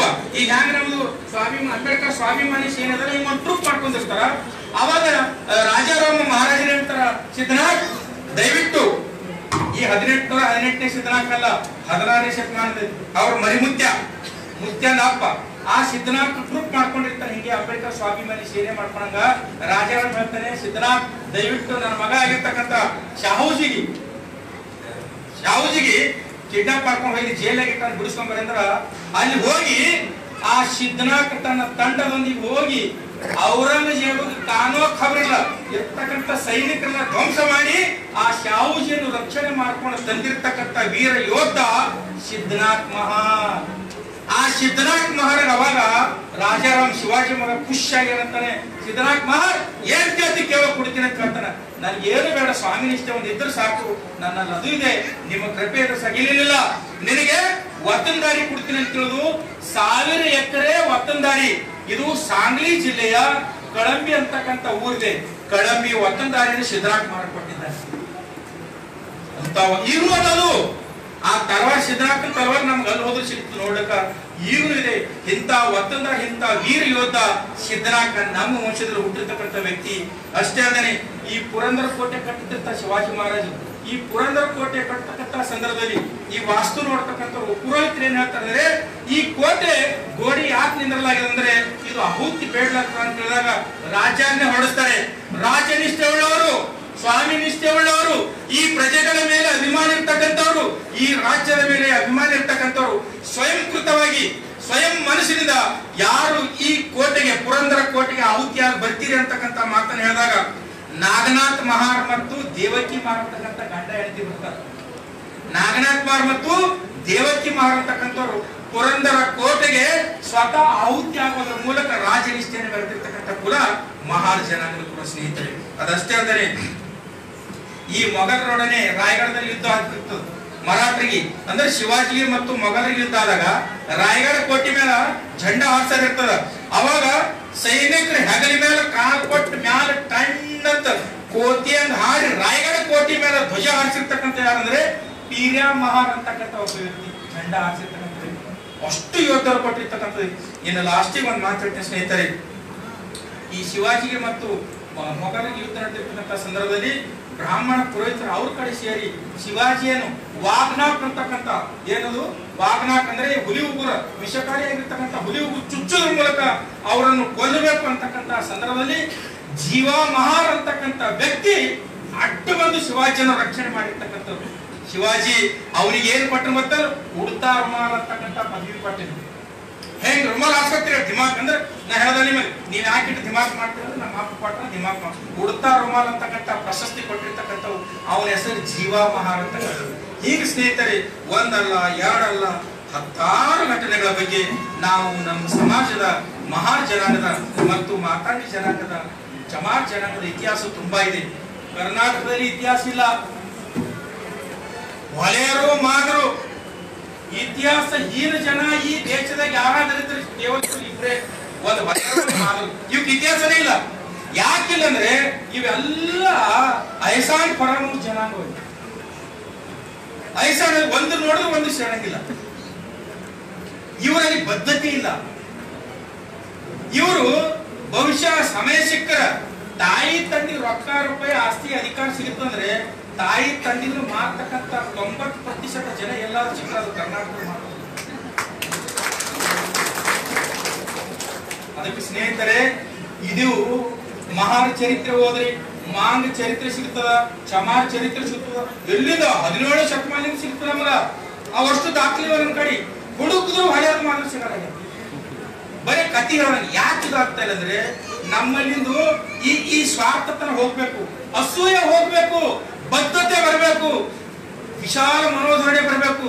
ಅರೆ ನಾವೆಲ್ಲರೂ ಒಂದೇ ಅಂತಕ್ಕಂಥ ಮನೋಧರಣೆ ಎಲ್ಲಿ ತರ ಬರಂಗಿಲ್ಲ, ಅಲ್ಲಿ ತರ ನೀವು ಚರಿತ್ರೆ ನಿರ್ಮಾಣ ಮಾಡಕ್ ಸಾಧ್ಯನೇ ಇಲ್ಲ. ಅದು ಎಲ್ಲೇ ಯಾವಾಗ ಬರ್ತದಂದ್ರೆ ನೀವು ಸಮುದ್ರದಾಗ ಸೇರಿದಂಗ ಎರಡು ಹಳ್ಳ ಇದ್ದಂಗ ಇವು, ಹೊಲೆಯರ್ದೊಂದು ಹಳ್ಳ ಮಾದದೊಂದು ಹಳ್ಳ, ಇವೆರಡು ಎಲ್ಲಿ ಸೇರ್ಬೇಕು ಅಂದ್ರೆ ಸಮುದ್ರಕ್ಕೆ ಸೇರ್ಬೇಕು. ಸಮುದ್ರಕ್ಕೆ ಸೇರಿದಾಗ ತನ್ನ ಅಸ್ತಿತ್ವ ಮರೆತು ವಿಶಾಲ ಅಸ್ತಿತ್ವ ಸಿಕ್ಬಿಡ್ತದ. ಸಮುದ್ರ ಅಂದ್ರೆ ಯಾವುದು? ಬೌದ್ಧ ಧರ್ಮ. ಎಲ್ಲಿವರೆಗೆ ನೀವಿಬ್ರು ಬೌದ್ಧ ಧರ್ಮಕ್ಕೆ ಹೋಗಂಗಿಲ್ಲ ಅಲ್ಲಿ ತರ ನೀವು ಈ ಶೋಷಣೆಯಿಂದ ಬಳಲ್ತಾ ಇರಲೇಬೇಕಾಗ್ತದ, ಬಳಲ್ತಾ ಇರ್ತೀವಿ. ಇವೆಲ್ಲ ನಮ್ಮ doctor Kodandaram sir, doctor Venkataswamy ಅವರು ಬಹುಶಃ 2021ರಲ್ಲಿ ಗುಲ್ಬರ್ಗದಲ್ಲಿ ಲಕ್ಷಾಂತರ ಜನರಿಗೆ ಧಮ್ಮ ದೀಕ್ಷೆ ಕಾರ್ಯಕ್ರಮ ಮಾಡ್ತಾರೆ. ದಯವಿಟ್ಟು ಆ ಜಗಲಿ ಮೇಲಿನ ಅನಿಷ್ಟಗಳೆಲ್ಲ ಹೊರಗಾಕಿ ಸೂಟು ಬೂಟಿನ ದೇವರು Bhagwan Buddha, Baba Saheb, doctor B R Ambedkar, B Krishnappa, B Shyam Sundar ಸಾಹೇಬ್ರೆ ಇವ್ರಿಗೆ ಇಟ್ಕೊಂಡು ನೋಡ್ರಿ ಹೆಂಗಿರ್ತಾರ ನೋಡಿ ಮಕ್ಕಳು, ಹೆಂಗಿರ್ತಾವ ಅಲ್ಲವ. ನಮ್ಮ ಮಕ್ಕಳಿಗೆ ಹೇಳ್ತೀನಿ, ಗತ್ತರಿಗೆ ಭಾಗ ಜಗಲಿ ಮೇಲೆ ಇಟ್ಕೊತೀನಿ. ಅಲ್ಲಿ ಗತ್ತರಿಗೆ ಭಾಗ ಏನ್ ಹೇಳ್ಯಾರ? ಅಕ್ಕ ಸಾಲಿ ಅಕ್ಕನ ಗಂಡ ನನಗೆ ದಕ್ಕಲಿ ಅಂತ ಹೇಳಿಲ್ಲ. ಗತ್ತರಿಗೆ ಭಾಗ ಮೇಲೆ ಅಕ್ಕ ಸಾಲಿ ಅಕ್ಕನ ಗಂಡ ನನಗೆ ದಕ್ಕಲಿ ಅಂತ. ಈಗ ನೀನು ದೊಡ್ಡ ಮಗಳ ಗಂಡ ಸಣ್ಣ ಮಗಳಿಗೆ ಮಾಡ್ಕೊಂಡು ನಿಮಗೆ ಯಾಕೆ ತ್ರಾಸ ಆಗ್ತದ? ದೇವ್ರ ಅಕ್ಕಿನ ಹೇಳಲ್ಲ, ಅಕ್ಕಿ ಹಂಗೆ ಹೇಳ, ಅದಕ್ಕಾಗಿ ನೋಡ್ಕೊಂಡ ನಾವು ಅಟ್ಟೆ. ಸೊ ಅದಕ್ಕಾಗಿ ಯಾವಕ್ಕೂ ಚರಿತ್ರೆ ಇಲ್ಲ. ನಿಮ್ಮ ದೇವ್ರಗಳಿಗೆ ಚರಿತ್ರೆ ಅವ. ನಿಮ್ಮ ದೇವರು Baba Saheb, doctor B R Ambedkar ಅವರು, ಭಗವಾನ್ ಬುದ್ಧ ಅದಾರ. ಅವರನ್ನು ನೀವು ಸ್ಮರಿಸಿದರೆ, ಅವರನ್ನು ಐಡಿಯಾಲಜಿಯಾಗಿ ಇಟ್ಕೊಂಡ್ರೆ, ಅವರನ್ನು ಯಾವತ್ತೂ ಸ್ಮರಣೆ ಮಾಡಿದ್ರೆ ಅಂದ್ರ ಈ ದೇಶ ಪ್ರಬುದ್ಧ ದೇಶ ಆಗ್ಲಿಕ್ಕೆ ಸಾಧ್ಯತೆ ಇದೆ. ಅದಕ್ಕಾಗಿ ಈ ದೇಶದಲ್ಲಿ ಇರ್ತಕ್ಕಂಥ SC ST OBC ಜನಾಂಗದವರು, ಈ ದೇಶದ 4 ಜನಾಂಗ ಐತಿರಿ. ನೀವೆಲ್ಲರೂ ಪ್ಯೂರ್ ಬುದ್ಧಿಸ್ಟ್ ಇದ್ರಿ. ನಿಮ್ಮ ಕೈದಾಗ ಅವೆಲ್ಲ ಅಂತ ಇಂಥವ್ ತಂದು ಸಿಡಿಸಿಟ್ರ ಪುರೋಹಿತರು. ಅವು ಎಲ್ಲಿ ತರ ಈ ಬಾಟ್ಲದ ಹೊಲಸ ನೀರು ಹೊರಗೆ ಹಾಕಲ್ಲ, ಅಲ್ಲಿ ತರ ಇರೋ ನೀವು ಜ್ಯೂಸ್ ಹಾಕ್ರಿ, ಹಾಲು ಹಾಕ್ರಿ, ಮತ್ತೆ ಇದು ಗಬ್ಬೆ ಆಗ್ತದ ಅಂತಕ್ಕಂಥ ಮಾತನ್ನ ಹೇಳ್ತಾ ಕೊನೆಯದಾಗ ಒಂದು ಕಥೆ ಹೇಳಿ ಬಿಟ್ಬಿಡ್ತೀವಿ. ಹೇಳಿ ನಡೀತಾ ಸಾಲ ಕೊನೆದವ್ರು ಕಟ್ಟಿ ಹೇಳ್ತೀನಿ ಏನದು ಹೊರಗೆ ಬರಾಗ ಎಷ್ಟು ನೀಲಿ ಹಚ್ಕೊಂಡ್ ಬರ್ತಾರ ಜಮೀನ್ ಜಮೀನ್ ಅನ್ಕೊಂಡ್ ಬರ್ತಾರ. ಒಳಗವ್ರು ಏನ್ ಮಾಡ್ತಾರಪ್ಪ ಅಂದ್ರೆ ತುಳಸಾಪುರ ತುಕ್ಕವಾಗಿ ದೀಪ ಹಾಕಿ ಕಳಿಸ್ತಾರ. ಮನ್ಯಾಗ ಆನೆ ಮನೆ ಹೆಸರಲ್ಲಿ ಘಟ್ಟ ಹಾಕಿರ್ತಾರ. ಹೆಂಗ ಆಗ್ತದ ಅಂದ್ರೆ ಜಗಲಿ ಮೇಲೆ ಇಂತ ಅನಿಷ್ಟ ದೇವ್ರು ಇಟ್ಕೊಂಡು ನಿಮ್ಮ ಮನೆ ಅಂದ್ರೆ ಭಗವಾನ್ ಬುದ್ಧ, ಬಾಬಾ ಸಾಹೇಬ್, ಬಿ ಕೃಷ್ಣಪ್ಪ, ಬಿ ಶ್ಯಾಮ್ ಸುಂದರ್ ಸಾಹೇಬ್ರ ಫೋಟೋ ಹಾಕ್ತೀರಿ. ಇದು ಹೆಂಗ ಆಗ್ತಾನಂದ್ರೆ ಒಂದು ಲಾಜಿಕ್ ಕಥೆಯ ನಾನು ಮಾತು ಮುಗಿಸ್ತೀನಿ. ಹಿಂಗೆ ಒಬ್ಬ ಷಣ್ಮುಖ ಸರ್ ಅಂತ ಹೆಡ್ ಮಾಸ್ತರ್ ಇದ್ದಾನ. ಅವ್ರ ಹೆಡ್ ಮಾಸ್ತರ್ ಯಾರು? ಹೆಡ್ ಮಾಸ್ತರ್ ಹಿಂಗೆ ಸಾಲಿ ಇತ್ತಂತ ಹಾಜರಿ ತೋಲತ್ ಮುಗಿತ 5 ನಿಮಿಷ ಹಾಜರಿ ತೋಲತ್ತಿರ. ಹಿಂಗ ಹಾಜರಿ ತೋಳ ಟೈಮಿಗೆ ಕ್ಲಾಸ್ ಎಲ್ಲ ಗಬ್ಬನ ಆಗ್ಲತ್ತ. ಮೊದಲೇ ಮಾಸ್ತರ ಯಾವಲೇವ ಏನ್ ಹೂಸ್ಬಿಡುದು ಏನ್ ನೋಡವ ಯಾವ ಅನ್ನತ್ತ. ಇಲ್ರಿ ಸರ್ ಎಲ್ಲರೂ ಮೂರ್ತಿ ಮುಖಂದ್ರೆ ಮತ್ತೆ ವಾಸನೆ ಬರ್ತದ. ಯಾವ ಬಲ್ಲಿ ಏನ್ ವಾಸನೆ ಹೊಂಟ ಹುಡುಕು ಅಂದ್ರಂತ ಅವ ಬಾಬುವನ ಹುಡುಕ್ಲತ್ತ. ಸರ್ ಈ ಮಗ ತಿಪ್ಪನ ಬಲ್ಲಿ ವಾಸನೆ ಹೊಂಟದ್ರಿ. ಬಾ ಪಾರ್ವತಿ ಮಾಸ್ತರ್ ಏನ್ ನಾನು ಕೊಲೆ ಮಗನ ಏನು ಇಲ್ಲ ಸರ್ ಏನೋ ನಾರ್ಲತ್ತ ಪ್ಯಾಂಟ್ ಅಂತ ನೋಡ್ತಾರ. ಸಾಕ್ಷಿ ತೋತ ಹಳಿಯೋ ಆಗಿರ್ತಾರ. ಅಕ್ಕಿ ಕಿಮುಟ್ ಆಗಿರೋದು ಸಾಕ್ಸ್ ಗಬ್ಬನಾಗ್ಲತ್ತ. ಹೆಡ್ ಮಾಸ್ತರ್ ತಲೆ ಗಿಮ್ ಅಂತೀರಿ. ನಾನು ಮಗನ ನಾಳಿಗೆ ಬರಾಗ ಹೊಸ ಸಾಕ್ಸ್ ಹಾಕೊಂಬಂದಿ ಚಲೋ, ಇಲ್ಲಾಂದ್ರೆ ಮಗನ ಕಪ್ಪಳ ಮೇಲೆ ಹುಡ್ತೀವಿ ನಾವು ಅನ್ನತ್ತ ಹೊರಗೆ ಹಾಕ್ಬೇಕು ಹೋಯ್ತದ ಪಾಸ್ ಅದಿ ಮನಿ. ಮರ್ದಿವ್ಸ ಮತ್ ಸಾಲಿ ಚಾಲು ಆಯ್ತಂತ ಮಾಸ್ತರ್ ಹಾಜರಿ ತೊಗೊಂಡ್ ಕೊಡಲ್ಕ ನಿನ್ನಿಕಿನ ಗಬ್ಬನಾಗ್ಲತ್ತ. ಬಾಬು ಸರ್ ಮತ್ ಯಾಕೆ ಗಬ್ಬನಾಗ್ಲತ್ತು ಯಾವ ಮತ್ ನೋಡು ಏನಾಗತ್ತ ಹಿಂಗ್ ಹುಡುಕಾಡದಂತ ಮತ್ತ ತಿಪ್ಪೆ ಏನಂತ. ಸರಿ ಮಗ ತಿಪ್ಪೆ ಮೇಲೆ ನಾಡ್ಲತ್ತಾರೆ ಅಂತ ಹಿಡ್ಕೊಂಬ ಮಗಂತ. ಇವ್ ನಿನ್ ಹೇಳಿ ಮಗನ ಹೊಸ ಸಾಕ್ಸ್ ಹಾಕೊಂಬಂದಿಲ್ಲ ಅಂತ. ಸರ್ ಹಂಗೆಲ್ಲ ಬೈಬೇಡ ಮಗನ ಹುಡಿಬೇಡ ಸರ್ ನಾ ಇನ್ನ 8 ದಿನ ಈಗ ಹಾಕೊಂಬರವನ ಸರ್. ಅಲ್ಲೋಲೆ ಮಗನ ಎಷ್ಟು ಗಬ್ಬನಾಡ್ಲತ್ತ ನೋಡಿ ಸರ್. ನಮ್ಮ ಅಪ್ಪನ ನಮ್ಮ ಮುಂದ್ ಕೂಲಿ 2 ದಿನ ಕೊಡ್ತಾರ. ಇನ್ನ 2 ದಿನ ಆಗಲ್ಲ ಕೂಲಿ ಆದ್ಮೇಲೆ ನಾ ಹಾಕೊಂಬರೋದಿಲ್ಲ ಆಗಲ್ಲ ಬಿಡ. ನಾವು ಮಾಡ್ಬೇಡಪ್ಪ ಒಂದ್ ಕೆಲಸ ಮಾಡು, ಈಗ 100 ರೂಪಾಯಿ ತಗೋ, ನಾಳೆಗೆ ಬರ ನಿಮ್ಮ ಒಂದು ನಿಮ್ಮ ಅಪ್ಪನ ಪಗಾರ ನಾನು ಕೊಡು, ನಾಳೆಗೆ ಬರ ಹೊಸ ಸಾಕ್ಸ್ ಹಾಕೊಂಡ್ ಬಾ. ಆಯ್ತತ್ತೆ 100 ರೂಪಾಯಿ ತಗೊಂಡ್ ಹೋಗ ದಿವ್ಯ. ಮರುದಿವ್ಸ ಮತ್ 3ನೇ ದಿವ್ಸ ಮಾಸ್ತರ್ ಬರೋದಕ್ಕ ಪೂರ ಕ್ಲಾಸ್ ತುಂಬಾ ಗಬ್ಬ ಪಾರ್ಗಳು ಹೆಂಗೆ ಏನ್ ಗೊತ್ತು ಮಾಸ್ತರ್ ಬಾಬು ಮತ್ತೆ ಪರ್ಸನ್ ಆಗತ್ತೋ ಹುಡುಕು ಯಾವ ಅಂತ ಹಿಂಗ್ ಹುಡುಕಿ ಮತ್ತೆ ತಿಪ್ಪೆನೆ ಸಿಕ್ಕ. ಸರ್ ತಿಪ್ಪೆ ಮನೆ ಆಗ್ಲಾಗ್ತದೆ ಅದು ಹಿಡ್ಕೊಂಬ ಕಾರಣ ನಮ್ಮ ಮನೆಗೆ ಹೋಗಿ ನಿನಗೆ ಏನ್ ಹೇಳಿಲ್ಲ ಮಗನೇ 100 ರೂಪಾಯಿ ಕೊಟ್ಟಿನಿ ಹೊಸ ಸಾಕ್ಸ್ ಹಾಕೊಂಡ್ಬರ್ತೇವಿ ತಿಂದು ಹಾಳು ಮಾಡಿದ್ವಿ ಮಗ ಫುಲ್ ಡೇ ಮೇಲೆ ಇತ್ತು ಮಾಡೋದಂತ. ಸರ್ ಹುಡಿಬೇಡ ನೋಡಿ ನಿಮ್ ರೊಕ್ಕ ತಿಂದಿಲ್ಲ ಮತ್ತೆ ಏನ್ ಮಾಡಿದ್ವಿ ಸಾಕ್ಸ್ ತಂದಿ ನಾನು ಈಗ ನೋಡತ್ತ ಪ್ಯಾಂಟ್ ತೋರಿಸನತ್ತ. ಹೆಡ್ ಮಾಸ್ತರ್ ನೋಡತ್ತಾನ ಕರೆಗೆ ಹೊಸ ಸಾಕ್ಸ್ ಹಾಕೊಂಡ್ಬಂದಾನ. ಹೌದಲ್ಲ ಹೊಸ ಸಾಕ್ಸ್ ಹಾಕೊಂಡ್ಬಂದಿ ಮತ್ ಇಂಥವ್ರಿ ಗಬ್ಬನಾಗ್ಲತ್ತ ಮನೆಯವನಂತ. ಅವ ಸುಮ್ ಕೂಡಬೇಕಿಲ್ಲ. ಬಾಬು ಏನ್ ಮಾಡ್ದನಂತ ಸರ್ ಕಿಶ ಉಪ್ಪಾದ್ರೆ ಕಿಶ ಕೈ ಹಾಕ ಕಿಶದ ಕೈ ಹಾಕಿ ನೋಡ್ತಾರ ಹೊರತೈತಿ 2 ಸಾಕ್ಸ್ ಒಳಗೆ ಕಿಶದಾಗಿತ್ತು. ಸರ್ ಹೊಸ ಸಾಕ್ಸ್ ಕಾಲಾಗ ಹಾಕೊಂಡನ ಹಳಿ ಸಾಕ್ಸ್ ಕಿಶದಾಗ ಇಟ್ಕೊಂಡ್ ಬಂದ್ರಿ ಬಡ್ಡಿ ಮಗ. ಅದಕ್ಕೆ ಇಟ್ಟು ಗಬ್ಬನ ಹಾಕ್ಲತ್ತಾರ.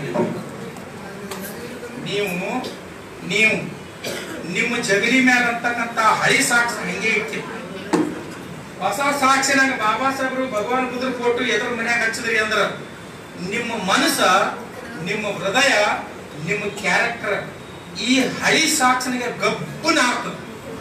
ಅದಕ್ಕ ಹೊಸ ಸಾಕ್ಷಿಗೆ ವ್ಯಾಲ್ಯೂ ಬರಬೇಕಾದ್ರೆ, ಹೊಸ ವಿಚಾರಗಳಿಗೆ ವ್ಯಾಲ್ಯೂ ಬರಬೇಕಾದ್ರೆ ಆ ಗಬ್ಬನ ಆಗ್ತಕ್ಕಂಥ ಹಳಿ ಸಾಕ್ಷಿಗಳು ತಿಪ್ಪಿಗೆ ಹಸಿದಾಗ ಮಾತ್ರ ಹೊಸ ಸಾಕ್ಷಿ ಬೆಲೆ ಬರ್ತದೆ, ಹೊಸ ವಿಚಾರಗಳಿಗೆ ಬೆಲೆ ಬರ್ತದ. ಅದಕ್ಕಾಗಿ ದಯವಿಟ್ಟು ಅಂಬೇಡ್ಕರ್ ಸ್ವಾಮಿಗಳ ಸೇನೆಯಿಂದಲೇ ಈ ಒಂದು ಹೊಸ ಯುಗ ಪ್ರಾರಂಭಗಳಂದ್ರೆ ಹೆಂಗ್ ನೀವು ಸಂವಿಧಾನದ ಪೀಠಿಕೆಯನ್ನು ಓದೋ ಮೂಲಕ ನಿಮ್ಮ ಕಾರ್ಯಕ್ರಮಗಳು ಮುಂದೆ ಚಾಲು ಮಾಡ್ತಿರೋ ಹಾಗೆ ಒಂದೊಂದು ಕಾರ್ಯಕ್ರಮದಾಗ ಒಂದೊಂದು ಊರಾಗ ಒಬ್ಬರು ಇಬ್ಬರು ಮನೆ ದೇವ್ರುಗಳಿಗೆ ತಿಪ್ಪಿಗೆ ಎಸಿಬೇಕು. ನಿಮ್ಗೆ ಇನ್ನೊಂದು ಗೊತ್ತೇ 1968ರಲ್ಲಿ ಬಿ ಶ್ಯಾಮ್ ಸುಂದರ್ ಸಾಹೇಬ್ರು ಜಗತ್ ಭೀಮನಗರದಲ್ಲಿ ಫಸ್ಟ್ ದೇವ್ರುಗಳೆಲ್ಲ ಬೀದಿಗೆ ತಂದು ಅದ್ರ ಮೇಲೆ ಪಾರ್ಗಳ ಕಲ್ಲು ಹುಚ್ಚಿ ಹೊಯ್ದು ಬೆಂಕಿ ಹಚ್ಚಿಬಿಟ್ರು 1968. ನಾವೀಗ 2021 ಇದ್ದೀವಿ. ಸ್ವಲ್ಪ ಇದು ಒಂದು ಪರಿವರ್ತನೆ ಮಾಡ್ಲಿಕ್ಕೆ ಅದು ಯಾರಿಂದ ಆರಂಭ ಆಗ್ಬೇಕಂದ್ರೆ ಅಂಬೇಡ್ಕರ್ ಸ್ವಾಭಿಮಾನಿ ಸೇನೆಯಿಂದಲೇ ಕರ್ನಾಟಕದಲ್ಲಿ ಆರಂಭ ಆಗ್ಬೇಕು ಅಂತಕ್ಕಂಥ ನನ್ನ ಮನೋಭಿಲಾಷೆಯನ್ನು ನಿಮ್ಮ